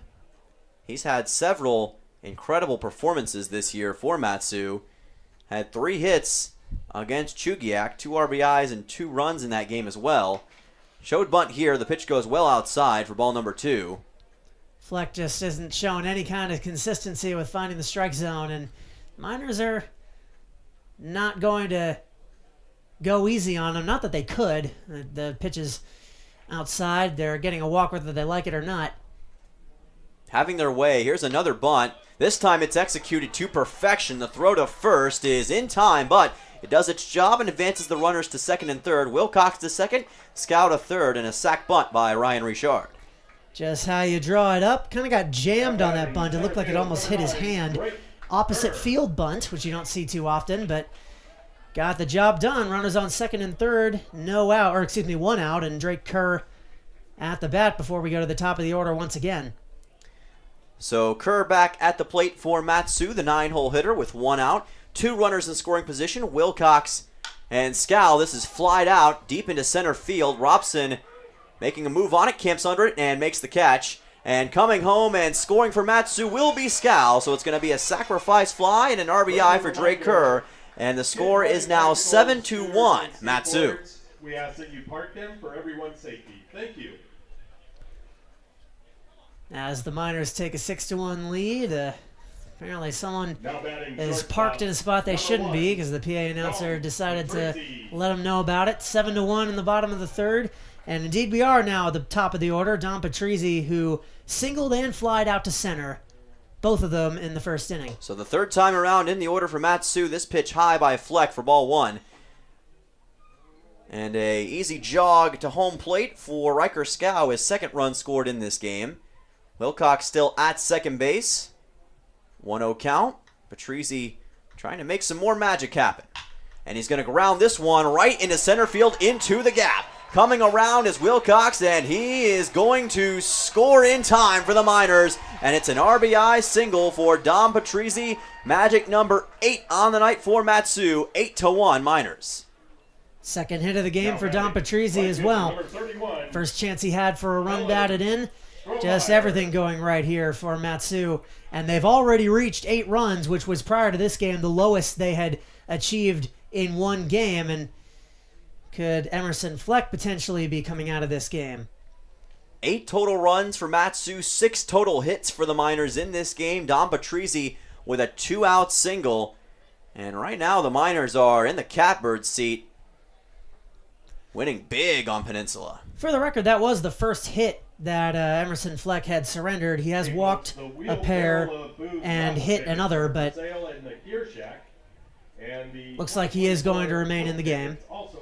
Fleck's going to stay out there, but right now he and the Oilers are just in a big bit of trouble as Kellen Strohmeyer is going to go to the plate. The Miners are just dominating after these 3 days of rest. They have come back and they've looked fresh and concise just in time for the MLB Showcase coming up tomorrow, where they'll play the Anchorage Bucks at Mulcahy. And in front of the professional scouts, this is what you want. Strohmeyer flies one out to center. Robson chasing after it, and he does make the catch, and that will do it for the bottom half of the third. But Matsu able to keep the pedal to the metal. 2 runs scored in the frame, highlighted by a Don Patrizzi RBI single, and Matsu on top by 7. We'll see Charlie Fellows take over in the top of the 4th when you come back. You're watching Matsu Miners Baseball on YouTube.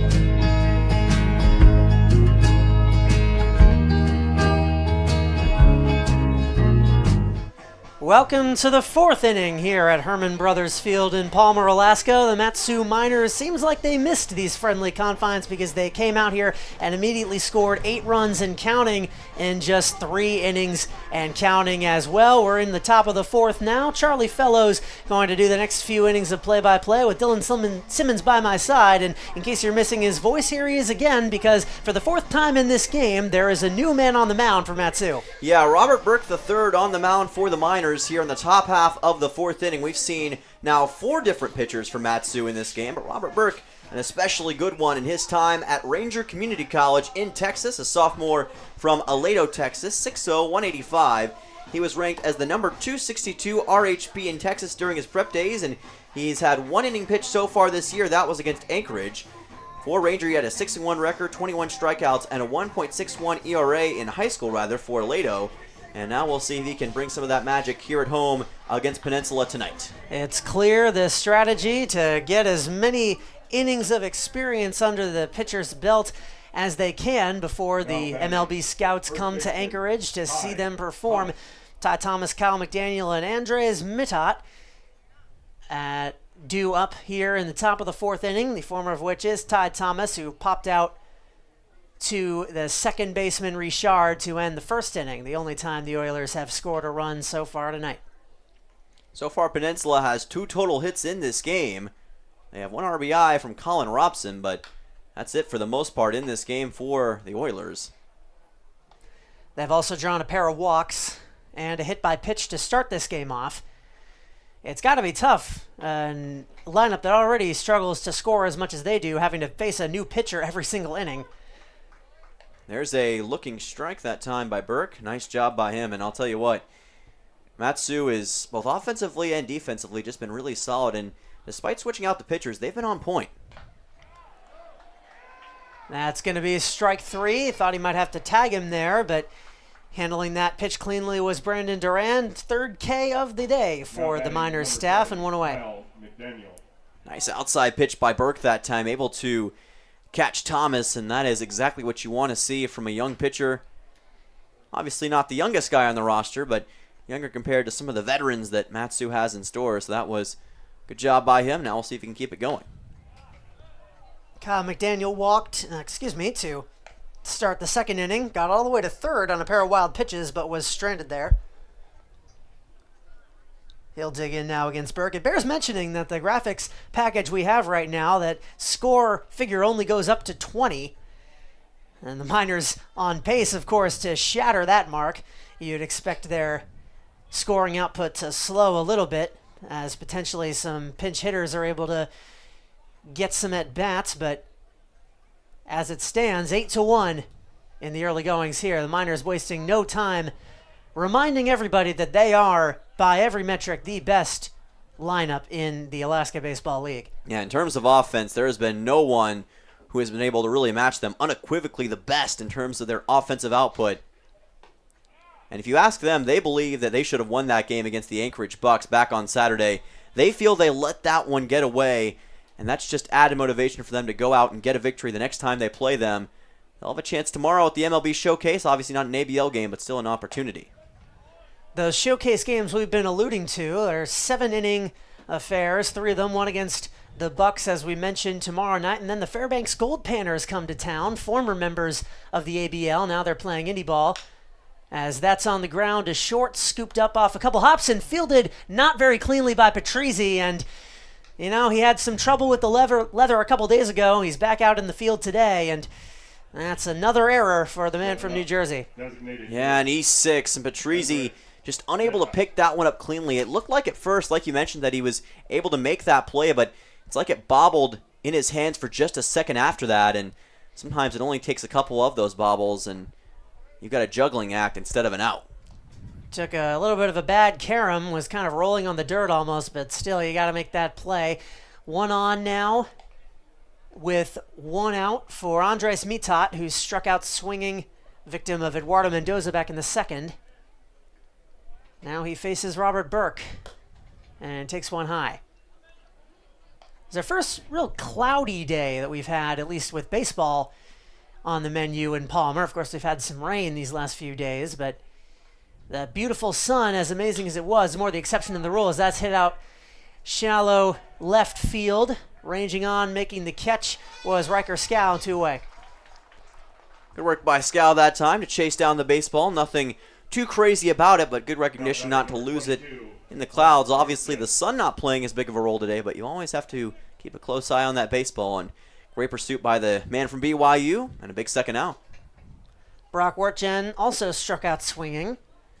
The catcher for Peninsula was also catching the last time these two teams squared off. He takes one low.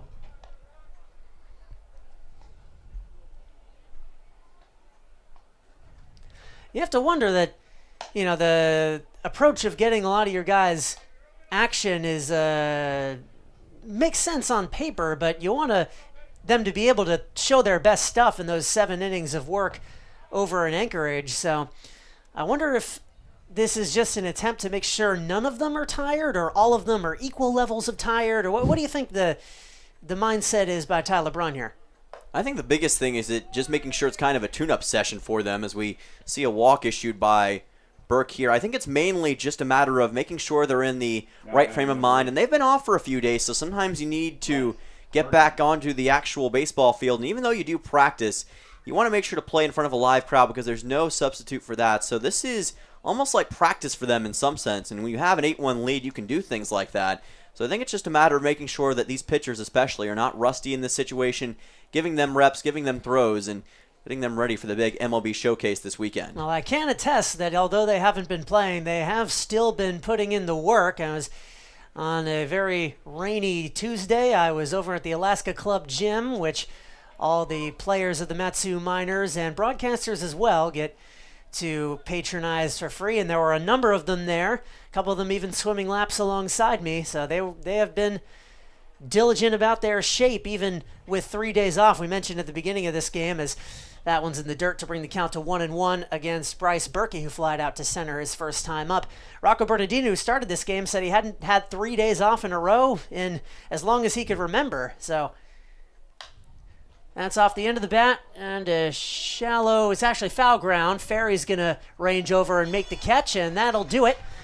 The Oilers go without much incident in the top of the 4th. They continue to struggle to score after that first inning, and they've got quite the mountain to climb. 8-1, the Miners lead it. You're watching Matsu Miners baseball here on YouTube.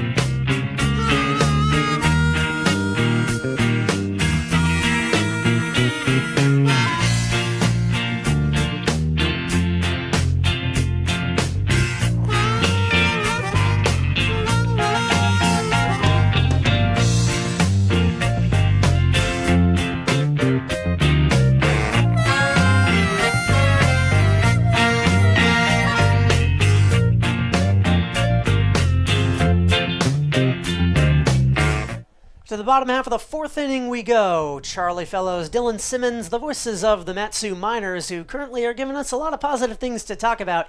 An 8-1 lead they have on the Peninsula Oilers. It's City of Palmer Day here at Herman Brothers Field in the town of the same name. We got to talk with the Palmer City Commissioner earlier today, John Moosey, who said that he might actually be able to join us in the press box later on in this game. We're hoping he can make it up here. Very nice guy. Got to talk a long time with him.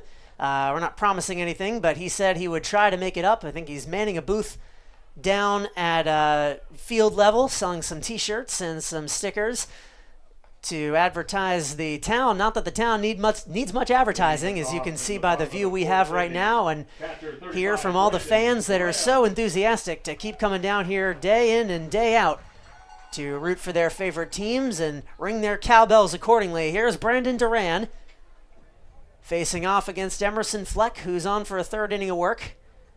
Duran still looking for his first hit, and he skies that one back. Catcher Wertjen giving chase, and that's over the fence. A gaggle of small children will give chase instead. Yeah, and you just saw the reflection of the big foul ground that you can find here in Palmer, Alaska at Herman Brothers Field. You saw Worthington trying to chase that baseball down. He had a lot of room to do it. It just barely got over the fence, but enough to make sure it was a foul ball. Well, especially in front of us, the camera angle does not do that justice. That's No. probably about half of the foul ground that's directly behind home plate, which can be a blessing and a curse for catchers, as Brock Wertjen knows very well. It can be nice to get up and make outs on what otherwise would be a foul out of play, but it also is tough to track down pass balls, as that is fouled back out of play. 1-2 the count on the man from Massachusetts. He's had a couple of well-hit balls in this game. It's almost like he's been at the doorstep of a home run. Maybe he'll deliver here soon. That's off the end of the bat, grounded to second, fielded by Rothwag, and he throws on to first, one away. Rothwag, excuse me. The 4-3 put out for the first out here in the fourth, and Heading over to the plate. Brandon Durand is still 36. trying to find that groove that he was in against Anchorage. Has not gotten a hit since. Who has gotten a hit is Nick Ferry. He singled in that first inning, came around to score, also got on base via hit by pitch, the only base runner for the Miners in the second inning, which was Fleck's first, as that one is left low. Fleck has done a much better job than Max Sasaki, who just had a rough outing like we talked about. He coming off such a strong start in his first go-around, and the Miners tagged him for a lot of runs. That's on the ground to first. Underhand toss to Fleck, but he can't field it and can't get his foot back on the bag in time, so Nick Ferry is on for the third time. Yeah, that's going to be an error. That was a bit of an odd toss by Rothwag that time. I'm not sure why he didn't just throw it on. I understand throwing it lightly, but it was just way too high up in the air, and Fleck couldn't bring it down. That should have been an easy out, and that's one Peninsula's really going to be kicking themselves for. So, base runner here in the fourth. They've done so in every inning thus far, and Christian Perez had an RBI single, also grounded out to second, already batting for the third time, as he takes one outside. Out of Phoenix, Arizona, Grand Canyon University. Didn't get a ton of playing time with the Lopes, but has shined early up in Alaska, which I talked to him after the last game the Miners played. He came up into the press box, which, by the way, just a reminder to stick around after the final pitch is thrown, because after every home game, we will have someone up in the press box chosen by the coaching staff to talk about the game, win or lose. That last game, it was Perez, and he said he much prefers Palmer to Phoenix, Arizona in the summertime, which I get. That's grounded a rocket, fielded by the first baseman. That time he takes it himself, and it was probably for the best because he steps on the bag for out number 2. Yeah, good job by Thomas not to force it that time. I think that's the smart decision.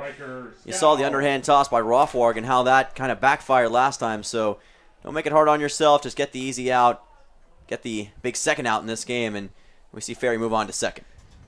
Riker Scow has walked twice, also scored twice. He is a master of doing as much as he possibly can in terms of offensive production without getting hits. He only has one thus far in the season, but 4 runs batted in as he cuts and misses there at Fleck's first offering a curveball. Yeah, Riker Scow's already scored 2 runs in this game, his first 2 times up, and I'd say he'd love to add on to that here in this at-bat. Get back on base, already drawn 2 walks. Like you've talked about, he's been great at that.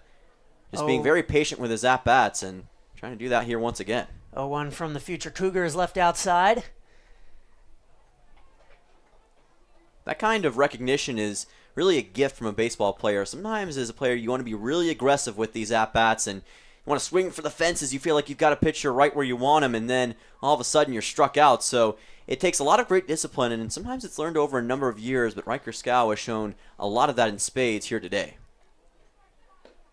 That's left inside. Remind me, I'm not entirely sure. Where is Washington State going to be playing next year? I know they're cast-offs from the Pac-12. I'm not entirely sure what their conference affiliation is in baseball now. I know BYU is in the Big 12 now, so could they potentially be conference foes sometime down the line? I think there's a chance that it could happen eventually. Right now, they're still technically with the, what's left of the Pac-12. It's, I guess, the 2-Pac now, or the 2-Pac as some are calling it, alongside Oregon State. I was going to say Pac-2, but that's so much better. That's what I've heard. That's a familiar term around Tennessee, the two-pack. But anyway, they're hoping to eventually add more. Maybe some Mountain West teams down the line. Who knows what can happen? I'd hate to see that conference go. It's been such a historical conference. And even for a guy who lives out east, I've got to appreciate those Pac-12 After Dark games. And absolutely. It's going to be hard to see that go, but hopefully it'll survive at least in some form. Here's a payoff pitch from Fleck. In a battle with a Cougar-on-Cougar matchup, and that ball is ball 4. It also gets to the backstop, so Nick Ferry will get down to third. So the Utah Cougar wins that battle. On Scow, here is Chase Wilcox. Stream may have just had a bit of a moment there, but hopefully we're back. Not sure how much that would have cut out, but there are runners on the corners. 1-0 on Chase Wilcox, who has singled and walked. 2 outs. Wilcox trying to equal the Miners' best scoring output of the season in just the 4th inning. Emerson Flexa 1-0 gets him to swing and miss. Yeah, Matsu, despite having that best offense, has not reached double-digit runs yet. They've got a great chance to do that tonight with it only being the 4th inning and already having 8 runs on the board. And who knows, maybe Chase Wilcox, who already has 3 RBIs in this game, can deliver another bases-clearing shot here.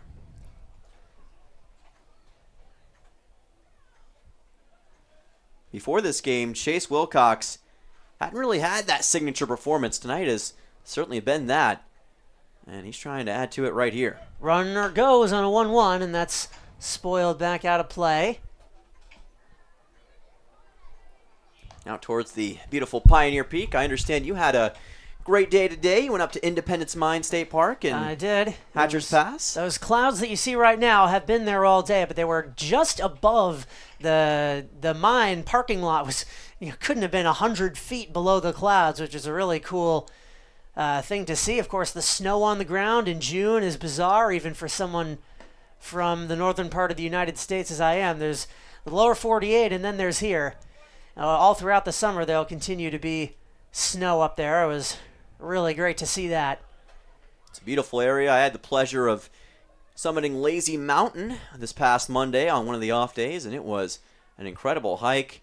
Such a beautiful area, such a great place to play baseball. Runner goes again, and that's hit well out to right field. Giving chase are the 2 outfielders, and that is right at the base of the wall. 2 runs are going to score, and into second for the 2nd time today. Chase Wilcox have a game. He's got 2 doubles and 4 runs batted in, actually 5 now runs batted in, and 10 runs, count them, 1-0, a new season high for the best offense in the ABL. My gracious, Chase Wilcox, we were saying that we know he can have a breakout performance in this game, and he has certainly done that. Now 5 RBIs in this game, 2 doubles.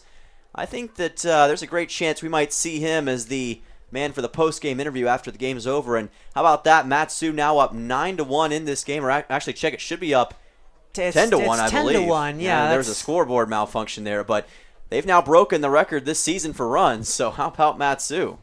So as Ryan Richard swings and misses, he is 0 for 2 with a sac bunt and a flyout. It's 8, 9, 9, 9, 10 of the scores. 45 runs through 4.5 games. In the Miners' season thus far, and showing no signs of slowing down. As he pops that one up, Richard does on the infield. Shortstop Soto is going to take it himself, and that will retire the side, but not before the Miners tack on a couple more. It's 10-1 here as we enter the 5th inning at Herman Brothers Field. Everything clicking for Matsu. You're watching the Matsu Miners here on YouTube.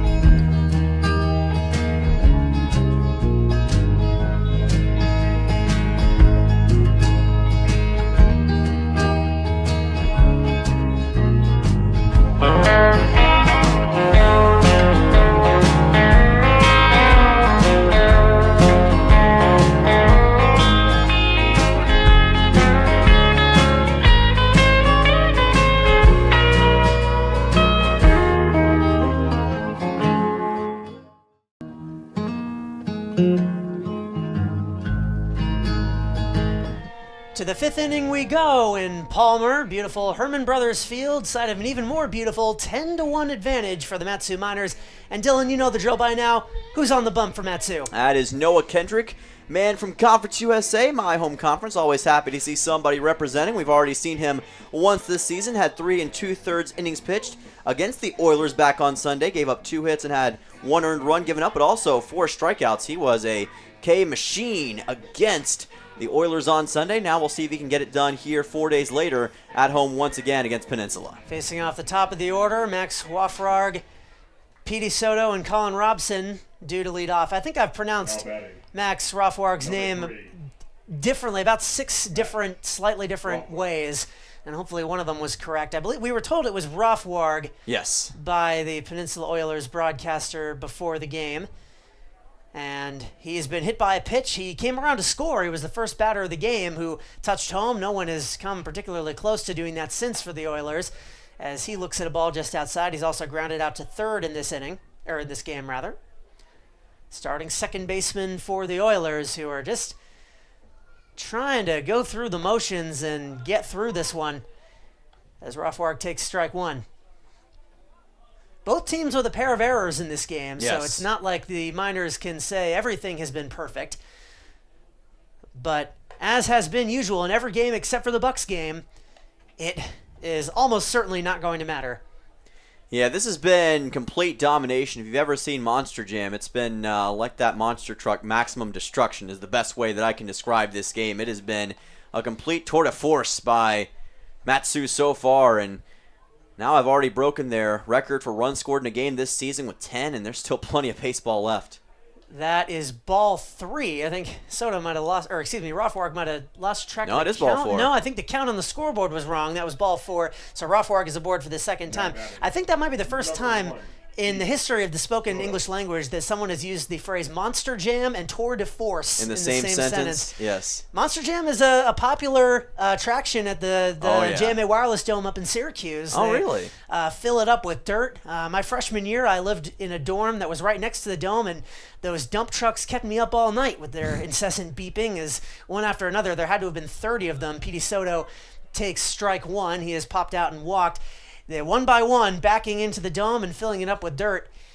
It was not pleasant. The monster trucks also idle outside my window for a long time, but I've never attended a Monster Jam. The tickets are extremely expensive, and it's not really my thing, but those who have been there rave about it. Well, I've went once. I convinced my mom and dad when I think I was 6 or 7, give or take, maybe 7 or 8.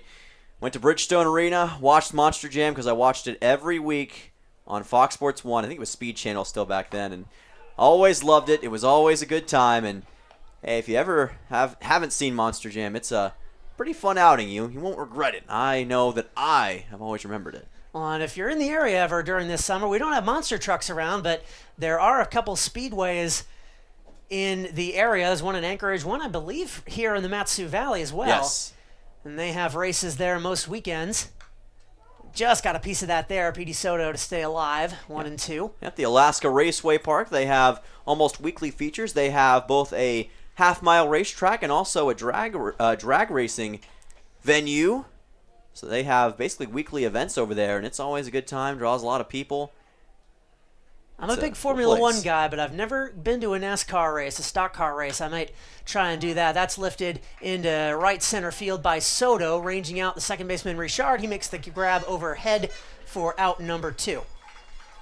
Excuse me, that's out number 1. Great work by Richard to track down that baseball that time. He had to go backwards, forwards a couple times to try to find it. Able to turn his body in time. That's great body control and great positioning on the diamond to get that out, the first out, here in the top half of the 5th. Colin Robson is singled, popped out to third. He's also stolen a base. Was stranded at third base back in the first inning when the Oilers got a little bit of a rally going. Cuts and misses at that Noah Kendrick offering. Now, I just realized something. We need to establish this now. We've mentioned before we're both Celtics fans. Tomorrow night, the game's going to be happening while our game's happening. I just want to ask you folks in the chat, don't give us live updates on the game, please. I think it will almost certainly be over or almost over by the time the game starts. That's a 10 p.m. start or East Coast time But yes, we will be, our phones will be on airplane mode, and we will be watching the game live after we get home from Anchorage to simulate the experience of possibly watching the Celtics win the NBA Finals. That's going to be a strikeout looking to the chagrin of Colin Robson. Had a couple words for the home plate umpire, but he sits down. That's the 4th K by the Miners today. Well, the Miners defensively looking like the Celtics did last night against the Mavericks with some of these plays, and Noah Kendrick delivering the strikeout looking that time. It's been great execution for Matsu in spite of the couple errors they've committed. When you look past that, it's been really a great job by Matsu all the way around, and I'm sure the defensive performance has been really upgraded from what it was against Anchorage. And that was a big, big point they made. They had to get better on defense. They couldn't let so many opportunities slip away, and they have certainly gotten better here against the Oilers. It does bear mentioning that I was, of course, not in the Oilers locker room after that game, but they had, 5 errors against the Miners? 5 or 6, yes. I think it was 5 against the Miners back on Sunday. I'm sure that was a point of emphasis for them. And right now they've got a couple, but they haven't made one in a few innings. So they are doing better. And, of course, they were able to notch a win against the Glacier Pilots. I would wager they probably had fewer than 5 errors in that one because it's tough to win a game making as many mistakes as that. 1-1 coming from Kendrick. That's left high for Aiden Sullivan, who is singled and grounded out. He also got picked off going for second. That was a wonderful play there by Brandon Duran that was back in the first to stifle that Oilers threat. And it has been all Miners from there. That's a big cut. 1-2. 2-2. Kendrick doing what he did in the first game against the Oilers with these strikeouts. Already got one here in the top half of the 5th, looking for another one right here to end the inning. He is a sensational player when it comes to getting those Ks, and he is showing out, the freshman. Big cut. And that time it's strike 3. 2 straight strikeouts to end the inning for Noah Kendrick. The Miners just cruising through 5, 10-1. You're watching Matsu Miners baseball here on YouTube.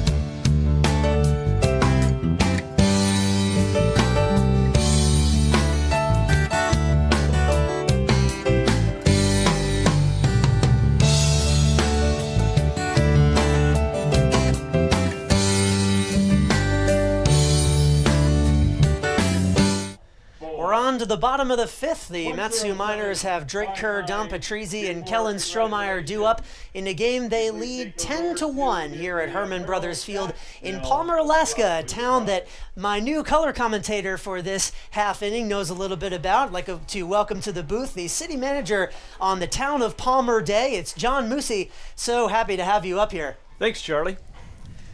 So this has been a wonderful game to watch, I'm sure, even by the standards of this team that has won all but one of their games this season. What is the experience like for you coming to all these games and seeing all these people here?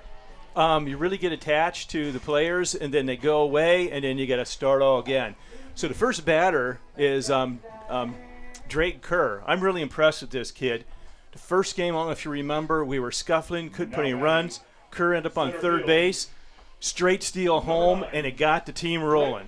That was the first run they scored of the entire season. That was in Chugiak, I believe. In a game they wound up scoring 8 runs and winning. And would you believe it, if that 8-run performance is the worst offensive performance the Matsu Miners have had thus far this season. With 10 runs and counting here in the 5th inning, Kerr will dig in. He's walked and flied out so far in this one. Fouls that one straight back. And what's hit you'd hit, Charlie? Yeah, well, we've got this this chain link fence here with the GoPro attached to it, so whenever balls make contact with it, the camera shakes a little bit. It's a little bit of experiencing the game the way someone, not quite someone in the press box, maybe somebody who is chained to the fence might experience it. A little bit of a third dimension. There's 0-2 count here on the center fielder. Just got a piece of one. That time he got a little bit of movement. Yeah, he's on his pitches. I'm looking for a good solid hit this next decent pitch he gets. I think the pitcher's probably going to throw it in the dirt since he's got 2 strikes on him and no balls. Here's the 0-2. That is just low. So, John, how did you end up here in Palmer? Came from Minnesota. Great opportunity to work for the Matanuska-Susitna Borough as their borough manager. Got to do cool stuff like get rid of a $92 million ferry. That's flied out into right. Sullivan has got it for out number 1. Got to build some schools and some roads, and this is just, as you know, just a beautiful place to be, and liked it so much. I brought all the family that I liked up here, and some I don't. If I had to pick, of all the towns I've been to in the United States, if I had to pick any one to serve as a public official for, just on the views alone, this would be pretty high on that list. So you've got a great office that you hold, I'm sure. Yeah, it's a great place to work, beautiful place, and what is important is that people make this place what it is. 1-0 coming to Don Patrizzi, who hits that into right field down the line, and that's going to fall foul. Patrizzi has singled twice and flied out in this game. He is beginning the 4th time through the order in the 5th inning for Mat-Su. So what do you say? Of course, there's a City of Palmer Day with the Mat-Su Miners. We see big crowd after big crowd here at Herman Brothers. How important are the Miners to this town from your experience? I think it's incredible because it really reaches Palmer out to throughout the United States, and whoa. Hit into center field. Won't have to move very much. Colin Robson. Yeah, it's tough with the perspective we get here. Balls look like they're going to go a lot further off of the bat than they end up going. We're still waiting for our first Mat-Su Miners home run, and we really thought we had it back in the early goings of this game. Brandon Durand hit one right on that left field corner, right, just missed going out. Don Patrizzi is now 2 for 4, and this will bring up Kellen Strohmeyer. But anyway, yeah, I've seen it firsthand just in the short time that I've been here. I've been here a little over a week since I got off the plane from Boston.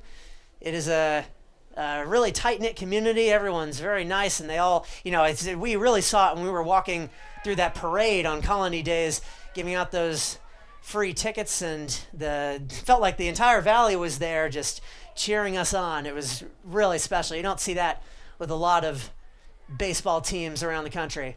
Yes, that parade is something else. Also, too, we do the same thing for Christmas, and we have an event in Palmer every single Friday, plus many others. So we have we're the happening place to be for entertainment in the valley. That's left outside, gets through Ortgen. It'll be 1-2, 2-2 rather. I think we had a little bit of a stream hiccup there, but not much happening on this side of the 5th inning. Mat-Su Miners are content to nurse their 10-1 lead. That is taken low by Strohmeyer. I think that's called being a good host, Charlie. The Oilers have had a rough go of things here in Herman Brothers Field. Not that many teams have found success here, but they in particular have struggled. That's into shallow left field now. Bryce Berkey's going to get his chance to catch one, and it's 3 straight flyouts. All 3 outfielders had a chance to make an out for the Oilers, and for once, a 1-2-3 inning for Peninsula. But for all the people at home, this was John Moosey, the city manager of the town of Palmer. It was so great to have you up here, and keep on keeping this town as amazing as a place that we have, Dylan and I have seen so far. Great. Thanks, Charlie. Thanks, Dylan. I'm really happy you guys are up here enjoying experience of your lifetime that you'll be able to tell your kids and your younger brothers that they need to be up here too. Well, in the meantime, I hope they're watching the stream. 10-1, you're watching Mat-Su Miners Baseball here on YouTube.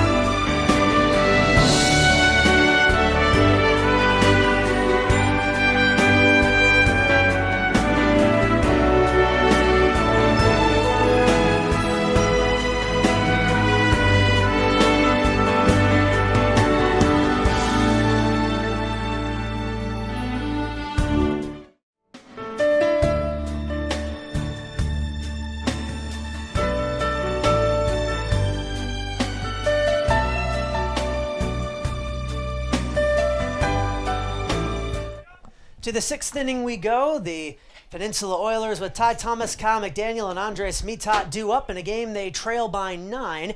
Last half inning you got to hear from the city commissioner, John Moosey, but now it's back to Dylan, and he will tell you about the 6th pitcher we've seen in as many innings for Matsu. Yes, sir. Mr. Luke Smith now on the mound for Matsu, a lefty for the Miners. One of the first lefties I believe we've seen today for Matsu, as that goes for a strike. He's been pretty good this season for the Miners in his limited appearances. He's coming out of Incarnate Word, North Richland Hills, Texas. That's lined right at the shortstop, Patrizzi. It goes off his glove and into left field. That was a much more difficult play than the first one he had, but I gotta say, it still feels like that's a catch a lot of the time. We don't mean to pick on anybody on these broadcasts, just want to throw that out there. If there happen to be any Patrizzis watching this broadcast, it's all part of the game, and he is improving every game we've seen. Of course, he's been one of the most important offensive players for the Miners. That will be a single for Ty Thomas, his first knock of the game, and that'll bring up Kyle McDaniel, who has reached on an error. He's had an interesting journey around the base paths in this game. He has walked, gotten to second and then third on a pair of wild pitches, and then gotten to first on an error back in the 4th. So no legitimate knocks for him, but he has seen more of the base paths than anybody on the Oilers so far. Yeah, I'll tell you what, on that last play by Patrizzi, I think that was a circumstance where the ball was just coming in so fast and so hot that it was going to be hard to make a catch. And sometimes as an outfielder, or rather he's an infielder, but sometimes you have to really clamp down on that baseball, and he just didn't probably have enough reaction time to get it in. Either way, it goes for a single, and the Oilers have a runner aboard. That's their first hit since the 2nd inning. That's grounded on the first base line. That'll be a foul ball. Really did. Look, that was really close from our vantage point. It bounced right over the top of the base, and it was up to the first base umpire. He spares the Matsu Miners defense some scrambling. That would have been a long run from the right fielder Strohmeyer. It might have even scored Thomas all the way from first, but it will be a strike, 1-2 on McDaniel. That was about as close as you can get to being a single. That just barely stayed in that first base line. Opposite field into left. Not even having to move is Riker Scow, and 1 away. Well, that one hurts that time for McDaniel because he had an opportunity there to have the ball be fair on that ground ball, and instead of that, you fly it right out to Riker Scow, who's been one of the best defensive outfielders for Matsu this season. So that's just an unfortunate turn of events, and now we'll see if Mitat can turn it around. Now, just a couple inches away from potentially being an extra base hit. That was a swing and a miss by Andres Mitat, who has struck out swinging and flied out. A little bit of a stream hiccup there, but in case you missed it, a fly out to left field off the bat of Kyle McDaniel. There's 1 away and a runner on first here in the top of the 6th inning. This game is settled into the middle stages, and despite the fact that there's been a new pitcher on the mound every time for the Miners, what was a slog on the part of Peninsula as far as getting through those innings has slowed down a bit. That's into deep right field, but won't be trouble. Strohmeyer ranging back, and that's going to be out number 2. Andres Mitat 0 for 3, excuse me. A couple flyouts in a row now to the outfield by Peninsula, and sometimes it's just a matter of a little bit extra, like you talked about, between a home run and a potential base hit, and potentially having it go right into the outfielder's mitt. So, again, just a little bit more power is needed in some of these swings by Peninsula, which we know they are capable of home runs. They could use one right now. It's difficult when you're facing a fresh, rested pitcher every inning, though. It's got to be tough to string together any kind of momentum. Here's Brock Workgen, who struck out by way of Eduardo Mendoza back in the 2nd, and then was walked by Robert Burke the 3rd in the 4th. That's going to be another swing and miss. 1-1. Yeah, like you mentioned, it's hard to really read a pitcher if you only see him for 1 inning, and that's what Matsu's done this entire game. And they have so much talent that they can really afford to do it. Another swing gets nothing but air. And 1 strike away from another pretty clean inning. Though there was a single, I want to correct, that's actually the first hit of the game for the Oilers, since the 1st inning. Aiden Sullivan had a single. He was picked off, and that's going to be strike 3. So strikeout swinging, that's strikeout number 6 by the Miners, and 10-1 has been the score for the last few innings. That's where it will remain. We're going to head to the bottom of the 6th now. You're watching Matsu Miners Baseball here on YouTube.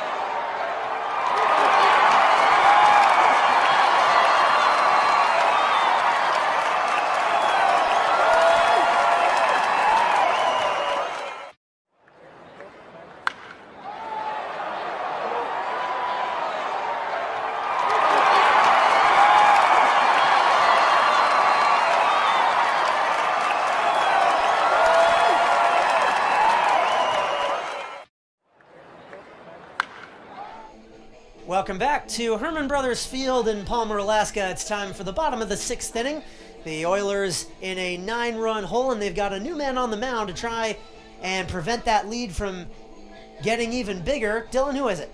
It is Seth Bauer, a Tennessee man, yes sir, from Johnson University, out of Knoxville, Tennessee, a southpaw, 5 feet tall, 185 pounds. That might be a typo on my board, although he is a bit smaller, so that might be correct. Played for the Johnson University Royals this past year, one of the top 5 ERAs on the team, and also had the 4th most innings pitched for the Royals as well. A 4.75 ERA, a 3-1 record, and he has appeared against the Matsu Miners this season, which he did back on Sunday.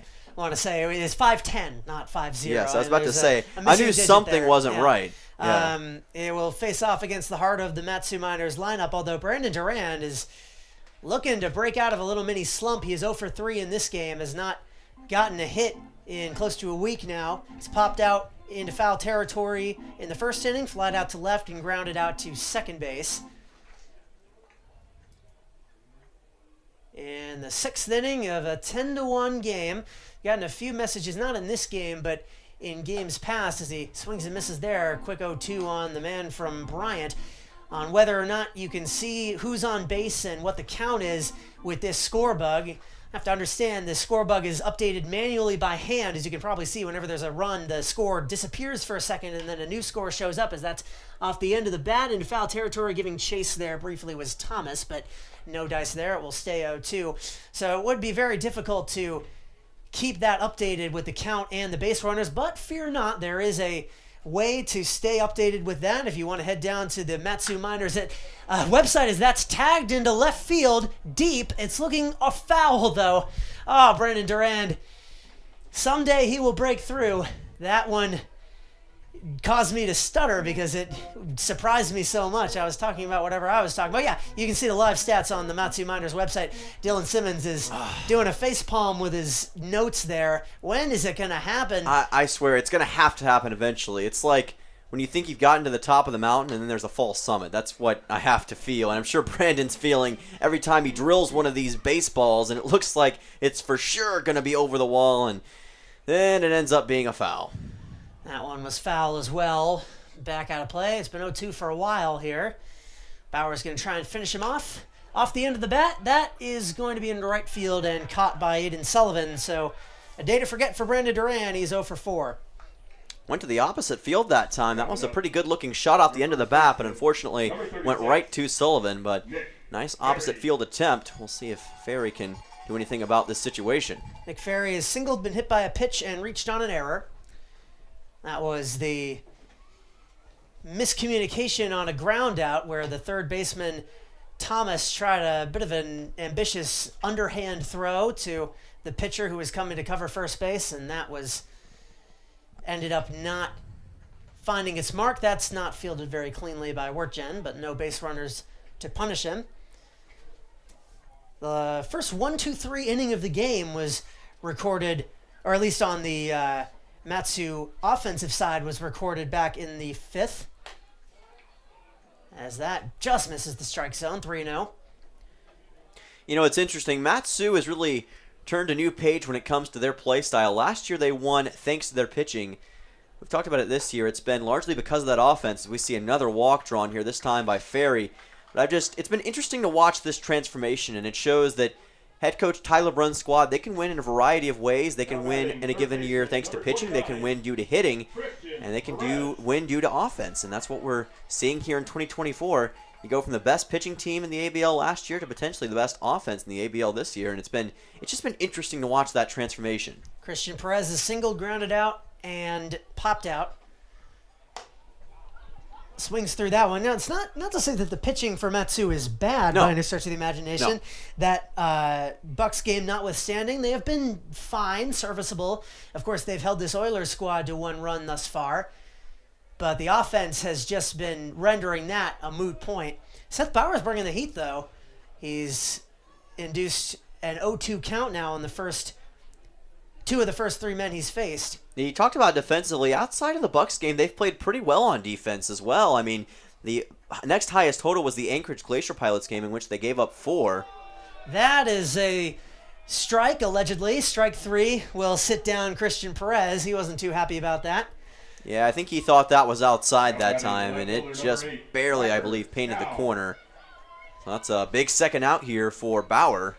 And just to reinforce the kind of night the Oilers have been having, that in the bottom of the 6th inning is the first strikeout that Peninsula has gotten. That is crazy. Man. Riker Scow, a living embodiment of that. He has walked 3 times, come around to score all 3 times. But then again, that's kudos to Matsu's offense for being so dominant. It's maybe not even a reflection of the pitching for Peninsula. The Matsu bats have just been so good tonight that it's been hard to strike them out. 1-1 on the BYU Cougar. He's drawn 3 walks tonight already, Charlie. Could he get a 4th here? Hits that one into foul territory. Wertjen is going to try for it and make the grab. We couldn't see it because it was underneath the lip of the press box, but judging by the cheers from the Oilers and their subsequent jog toward the dugout, that was indeed out number 3. 10-1 the score here in Palmer. You're watching Matsu Miners Baseball here on YouTube.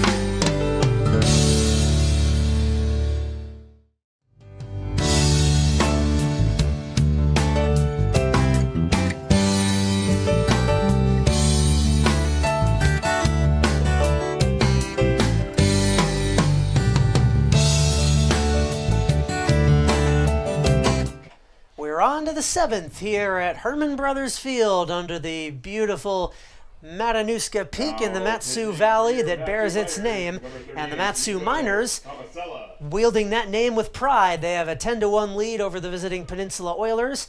Nico Tomasello on the mound. Dylan? Yeah, Nico Tomasello, righty out of San Diego, California, and San Diego State, the current Aztec. He's another tall one, 6'5", 215 pounds. He's had 2 appearances for the Aztecs this year against New Mexico and UC San Diego as he puts that in for a strike. Bryce Berkey has flied out and popped out. Takes strike 1 there.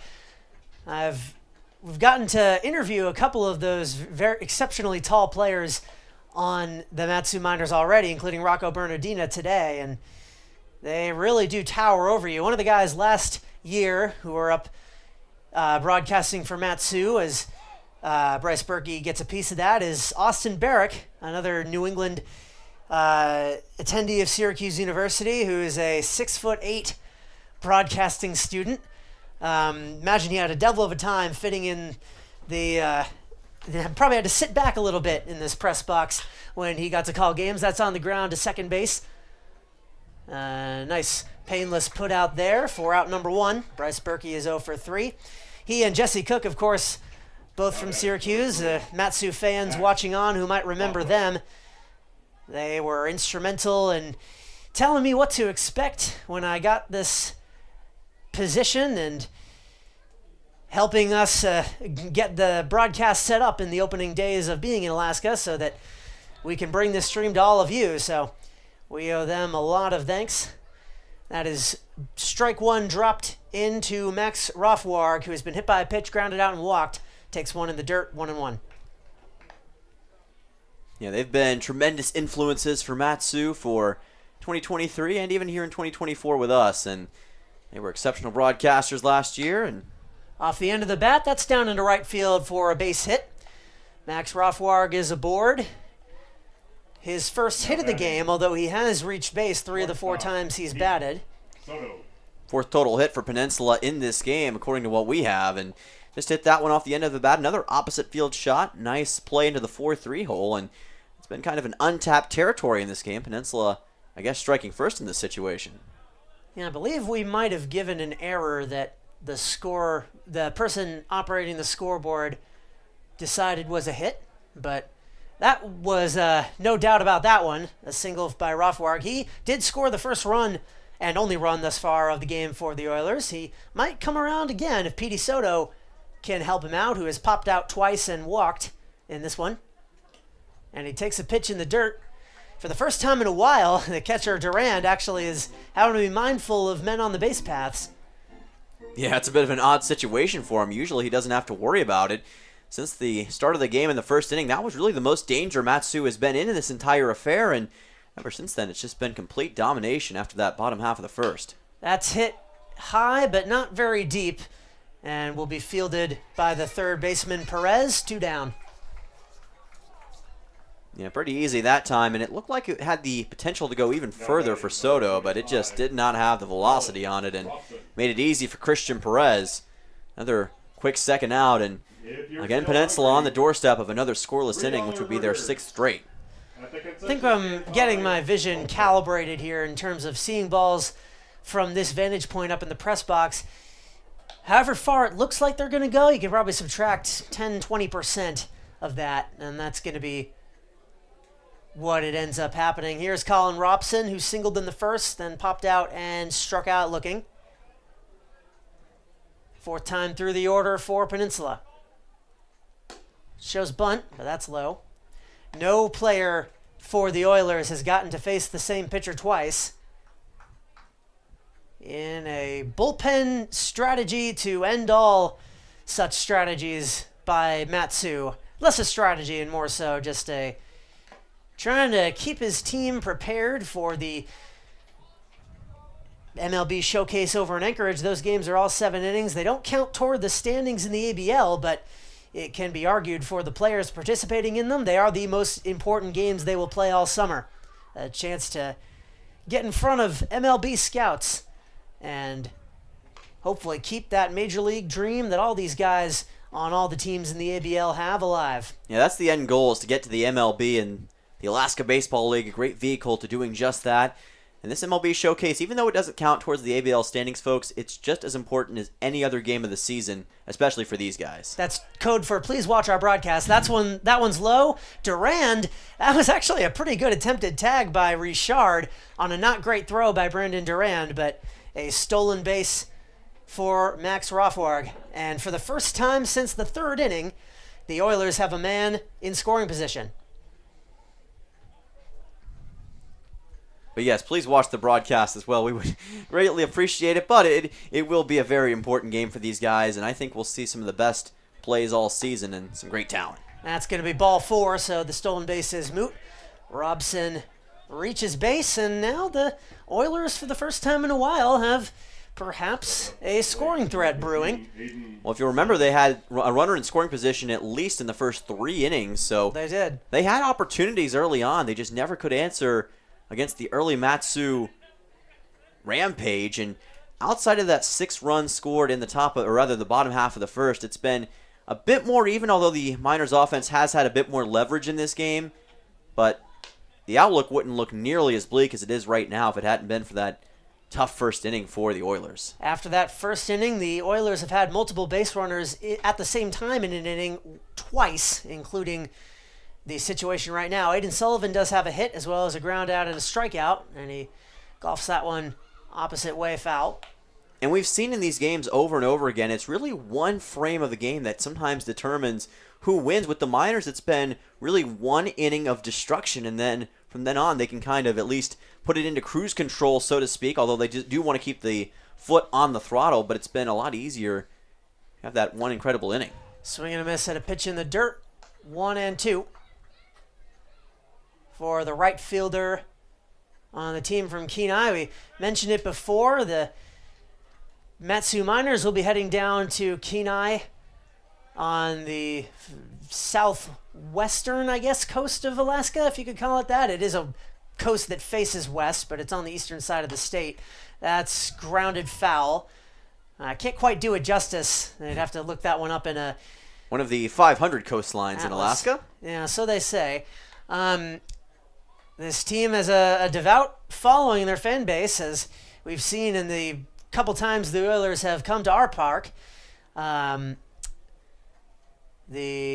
travel and hours they make are unlike any other team in the ABL has to deal with. Back in the days when the Gold Painters up in Fairbanks were in the ABL, then a lot of teams had to deal with that as well. But now it's just them on an island. That's going to drop into the zone for strike 3.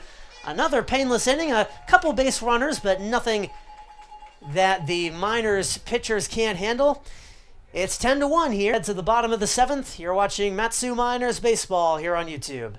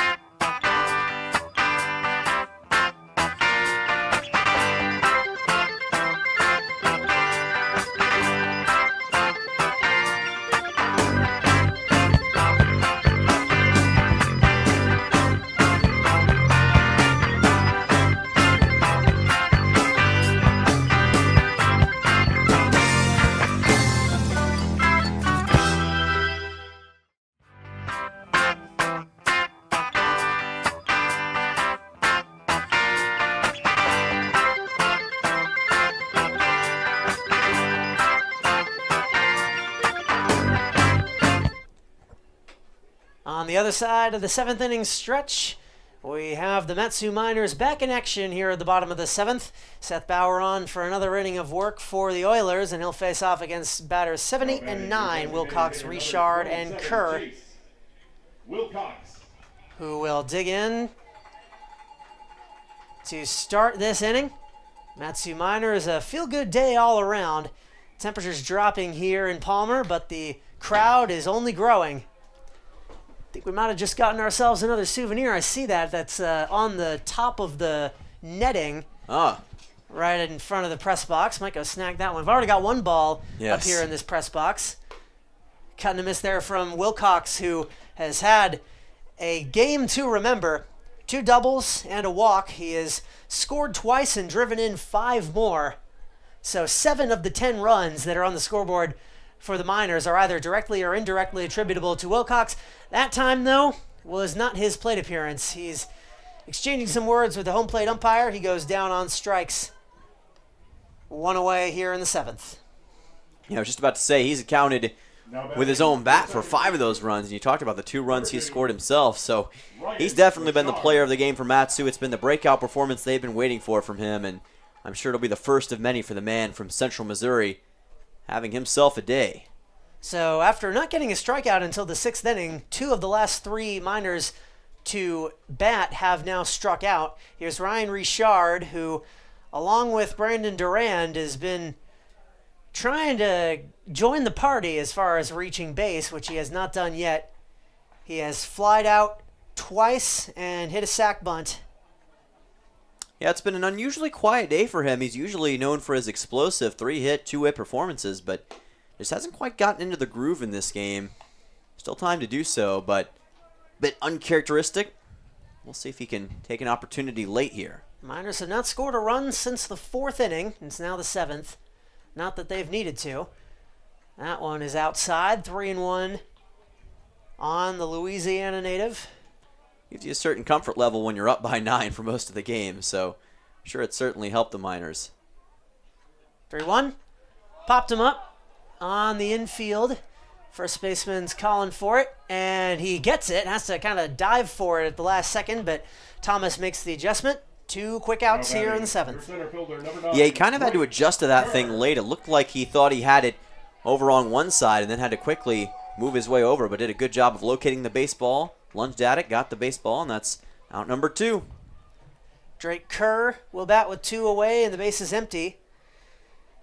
After that 4th inning, not only have the Miners not scored a run, they have not gotten a hit as they Kerr hits that into left field. That will be caught by Bryce Berkey. The third straight 1-2-3 inning, as I was starting to say, by the Miners. The offense has gone cold, but if you look at the scoreboard, not that worried about it. 10-1 after 7. We'll let Dylan Simmons take it the rest of the way home. Stay with us. You're watching Mat-Su Miners baseball here on YouTube.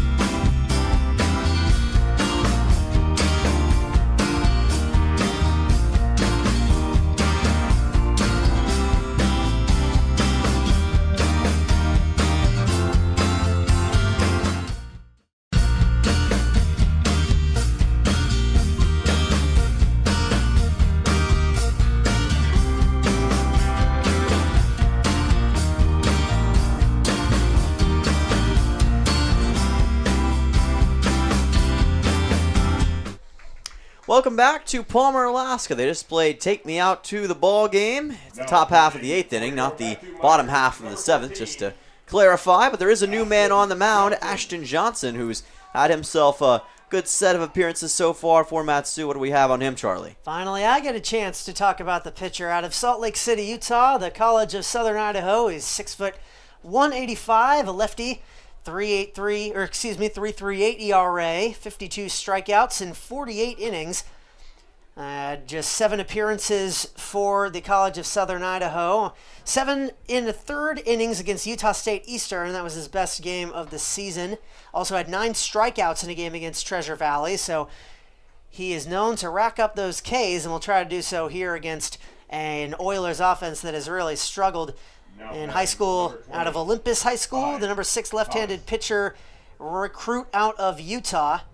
And he has appeared once before this season. He got the loss in that wild affair against the Bucks. He came on to close in the top half of the 9th inning and allowed a home run, which ended up being the deciding run in the only loss the Miners have sustained thus far. Ty Thomas at the plate here for Peninsula. Oilers thus far with just 4 total hits in this game. This is going to be a ball that is chopped foul towards the third base line. Count quickly moves to 0-1. Thomas popped out in the first inning, struck out swinging, then got a single his last time up. 5 coming into this game with a 3-1 record, on the verge of moving to 4-1 with a win in this game, which would keep them on pace to be atop the ABL standings. Put them a half game back of the Anchorage Bucks. This ball's popped up and fouled. And go get that souvenir, kids. Count goes to 1-2. I again heard possibly something break back there. Again, another little hiccup there, but nothing has happened. First man due up in the top of the 8th is batting. 1-2 on Ty Thomas. 1-2 count.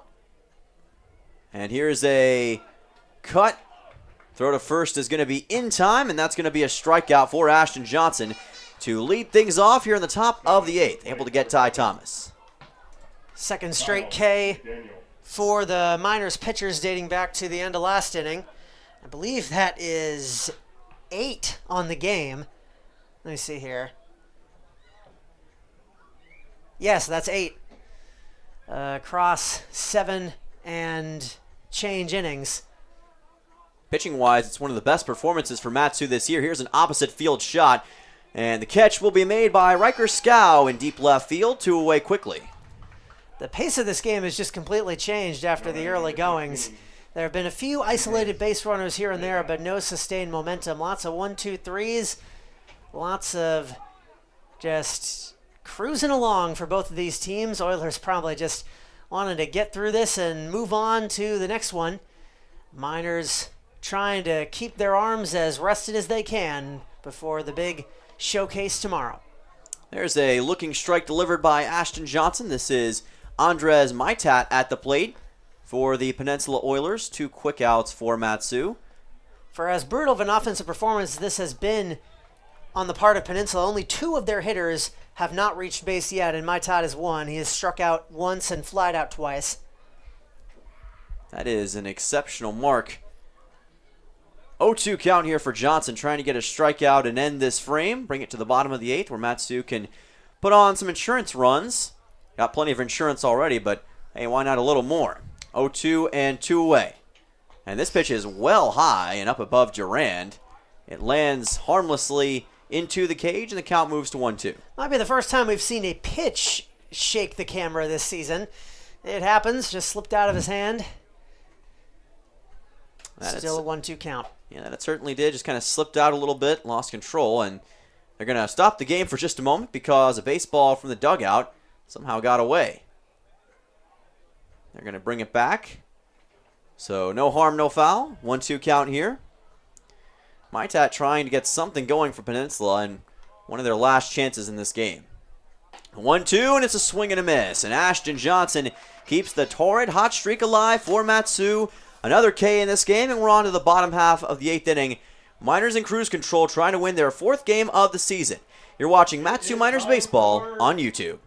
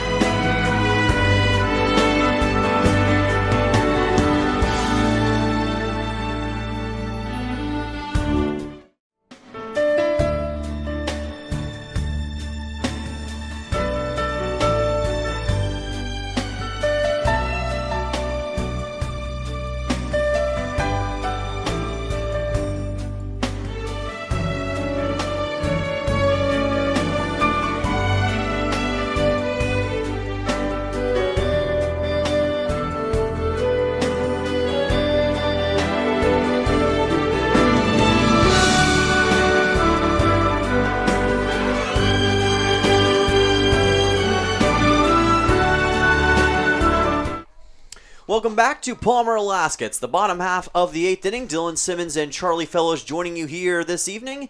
Miners on top of Peninsula by a bunch. A 9-run lead, 10-1 is your score. Matsu just 3 outs away from a victory, but trying to add on some insurance. There's a new man on the mound here for the Oilers as well, Charlie. Yep, Cameron Tepper getting mop-up duty, a left-hander out of Corona, California, Cal Baptist. 5'11", 170. Did not play this past season for the Lancers. And he played at Santiago High School before his college days. He was co-pitcher of the year and second-team All-League at the level in which he played. Says he wants to become a commercial pilot after his college days. He could probably talk to a few people in this area. Recreational flying is big up here in Alaska. Just on the way to the game today, we got almost buzzed by a bush plane that was flying, could not have been more than 20 feet above the road. Gave me a start as we were driving around. Just the kind of things you see out here in Alaska. Patrizi at the plate, and he fouls this one off. Count goes to 0-1. Matsu has been going through the order several times today. It's been a very common occurrence, and it's largely thanks to their explosive offense in the early innings. Patrizi got the honor of batting twice in the first inning. He singled and flied out. For strike 3. Uh-oh. That's going to be a strikeout swinging for Dom Patrizi. 1 away. Kellen Strohmeyer now at the plate for Matsu. If my made it onto the stream there, I think I said it right after the stream came back. We're going to get that sorted out. Our mobile hotspot is having a bit of a moment here. Definitely better than Correction, number 30, the Kyle McLaughlin. pitcher, or the picture was the first couple games. We've got a pinch hitter here. Yep, Kyle McCausland. We were wondering when Matsu would use the pinch hitters, and here we go. McCausland up to bat for the first time today. Sometimes plays in the outfield, but playing as a pinch hitter here, watching a count go to 1-0. So far this season, McCausland. High fly ball to right field. Sullivan chasing after it into foul ground, and he just makes the catch on the right field line. Count goes to 0-2. That's an out. A foul out. So there will be 2 away. Yes. That's out number 2. Now we're going to bring on another pinch hitter for Matsu. It's Logan Vaughn, number 26. So 2 straight pinch hitters for the Miners, just trying to add some insurance runs late and get some guys some more experience. And speaking of, there are some stakes with this one. Logan Vaughn is the one of the catchers for the best offense, in the Alaska Baseball League, but he is the only one on this Miners staff who has played regularly and yet to register a single hit. He is 0 for 11 on the year. Looking to finally break through, and this could be as good a chance as he gets. He has walked 4 times, which is 1 shy of the club lead, but still looking for that first knock. Matsu trying to avoid a 1-2-3 inning here in the bottom of the 8th. This pitch is low for ball number 2. Logan Vaughn trying to get that first hit of the season for the Miners. And what a time to do it right here at home in a game you're already dominating, and would be icing on the cake for the Miners. This pitch is high for ball number 3. Logan Vaughn out of Texas A&M Corpus Christi, one of the 2 Islanders that have played today for the Miners. Alongside Drake Kerr, pops this one up into the infield right towards the first baseman Thomas, and instead it's the second baseman Rothwarg who will make the catch. And that is 3 away. We're done with the 8th inning, and we're on to the top of the 9th. Matsu 3 outs away from victory. You're watching Matsu Miners Baseball on YouTube.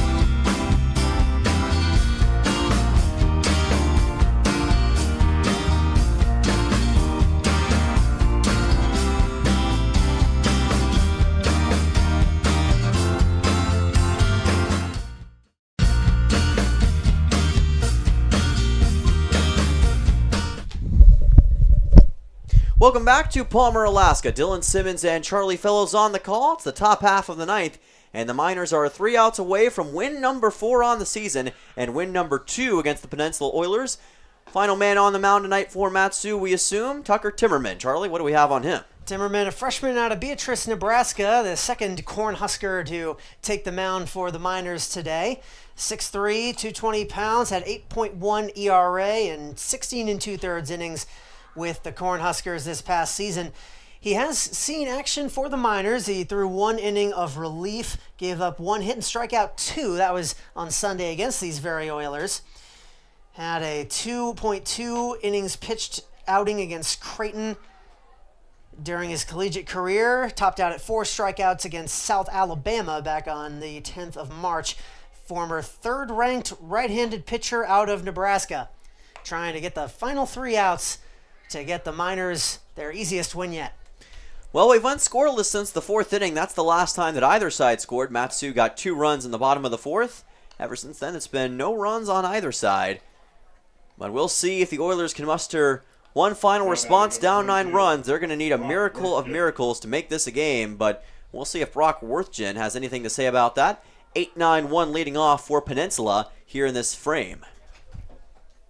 So Worthgen at the plate, Timmerman at the mound, and the Cornhusker is going to try to bring it home for the Matsu Miners. Worthgen has struck out twice and walked. This is a passed ball up over the glove of Logan Vaughn, just unable to keep it down. Count's going to go to 1-0. Vaughn taking over for Brandon Durand. Came in as a pinch hitter in the bottom of the 8th.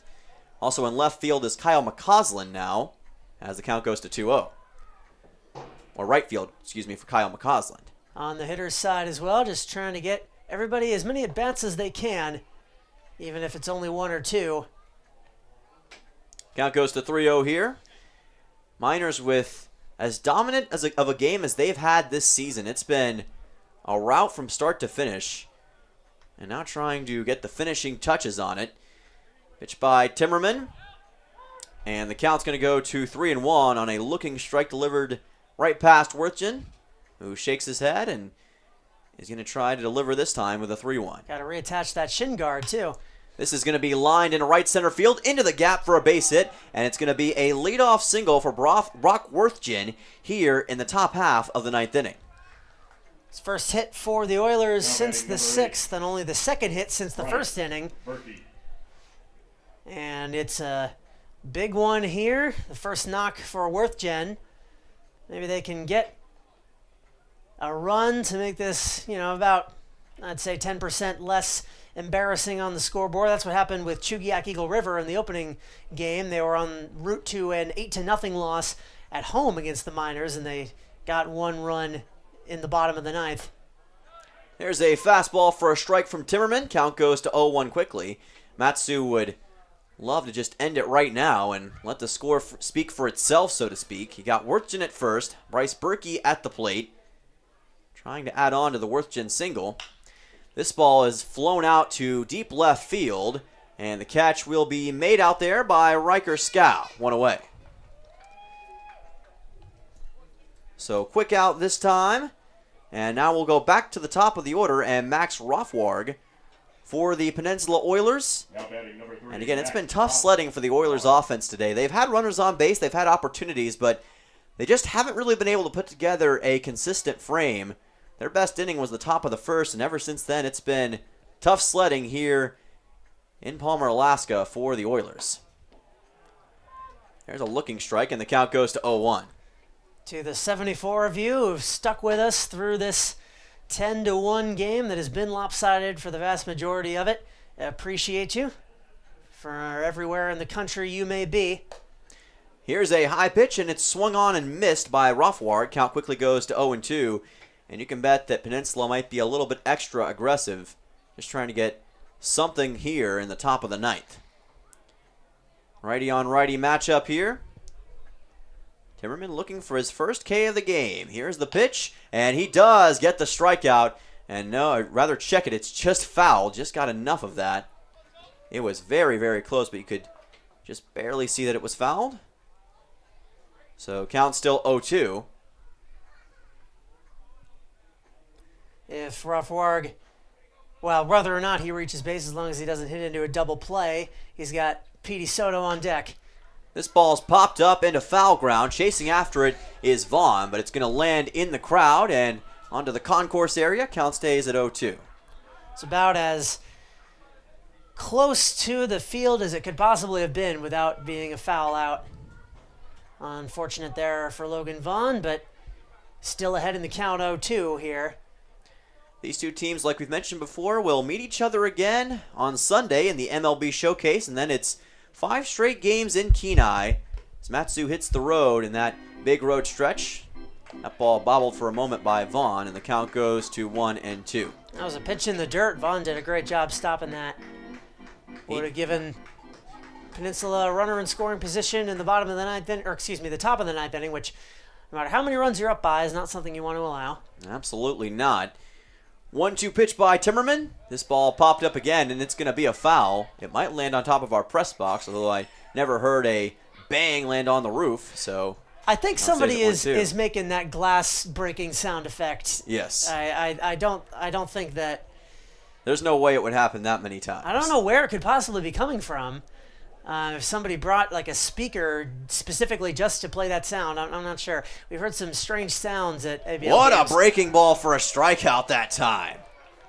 Tucker Timmerman with a big K to get out number 2 in the top of the 9th. And He put a little extra mustard on that pitch. Well, the Miners already have 10 runs in this game, but they can go for something arguably even more impressive, especially considering how their pitchers have performed thus far. 10 strikeouts. If they manage to get Petey Soto here, they will achieve that. Combined 10K performance potentially on deck for Timmerman and Matsu. 1 out away from victory as he almost delivers a hit by pitch to Petey Soto. Well inside for ball 1. Soto now one of the few, and I think actually the only batter for Peninsula who has not struck out yet. He has popped out 3 times and taken a walk. So 0 for 3. Timmerman trying to avoid that happening again. Fastball grounded right to third base. Throw to second is in time to Ryan Richard, and that does it. The Matsu Miners dominate the Peninsula Oilers by a final score of 10-1. They move to 4-1 on the season, and they now control their destiny heading into the MLB Showcase. Still on pace to be on top of the Alaska Baseball League and doing it their way. And just a reminder to stick with us. The game may be over, but the broadcast is not. We will have one of this Miners squad up in the press box. It's hard to think who it might be because just about everybody played an exceptionally great style of baseball today. But if you had to say player of the game, it would definitely be Chase Wilcox. Yes. We will see what the coaching staff has for us. In the meantime, though, stick with us, and you'll get to hear how it felt to win a game 10-1 straight from one of the guys on the winning side. In the meantime, you're watching Matsu Miners Baseball here on YouTube.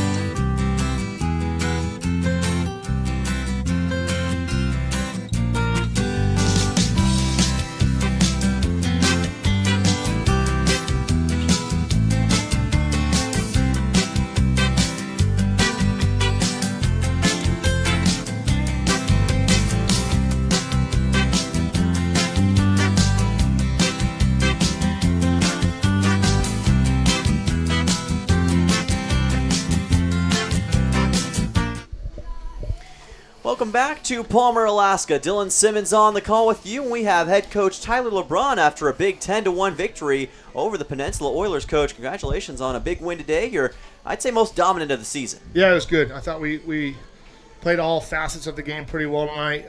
For us to throw a 6-spot up there in the first was huge.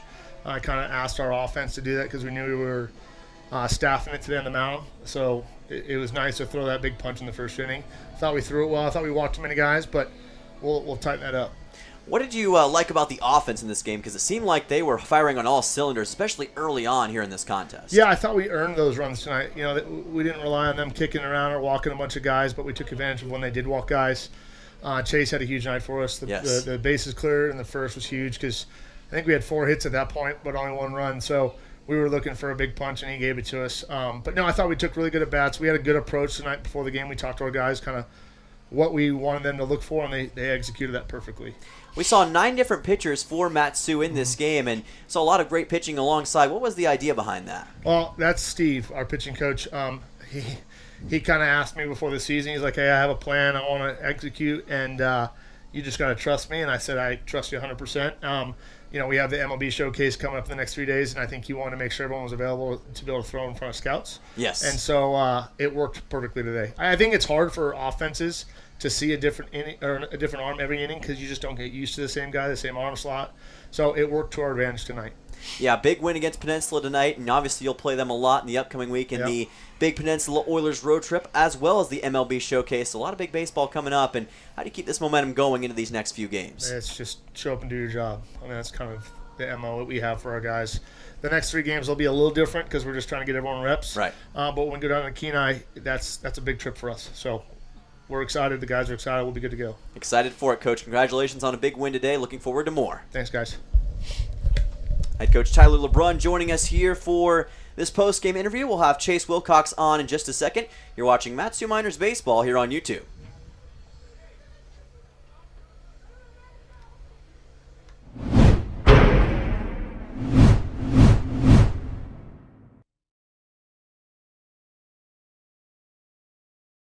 It's his birthday, too. We somehow Is it? missed that. He drove in 5 runs, but yeah. Just got to put the headset on there and...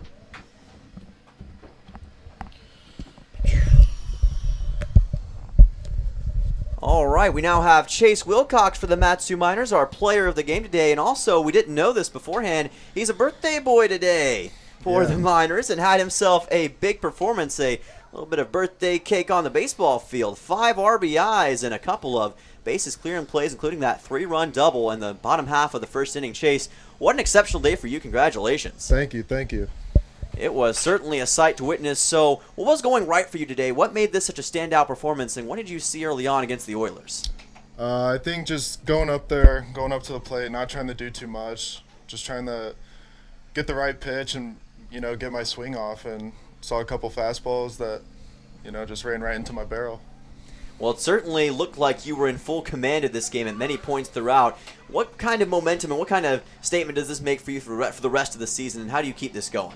You know, I think it's just important to build off of it. I think it's a great confidence boost, and yeah, I'm gonna just use it for the next couple games to remember what went right and just kind of repeat it. I like that. Now, obviously, the MLB Showcase is coming up this weekend, a big chance to impress in front of scouts. How big of an opportunity is that for you and the rest of the Miners players? It's a huge opportunity. You know, I think tonight was a good game going into the weekend, and I think you know, if we just keep doing what we're doing, we're gonna impress some people.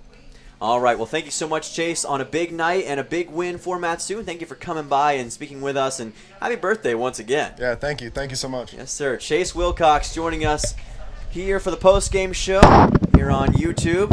Big thank you to Chase, and a big thank you to all of you for tuning in tonight as part of the Matsu Miners' big 10-1 victory over the Peninsula Oilers. And we can't wait for more baseball in the future. We'll be right back with you tomorrow night at Mulcahy Stadium in Anchorage, Alaska for the MLB Showcase. It's Miners versus Bucks, and Matsu visits Anchorage for the first time this season. Out at 6 o'clock Alaskan time. But as for now, for Charlie Fellows, for our entire incredible staff, I'm Dylan Simmons.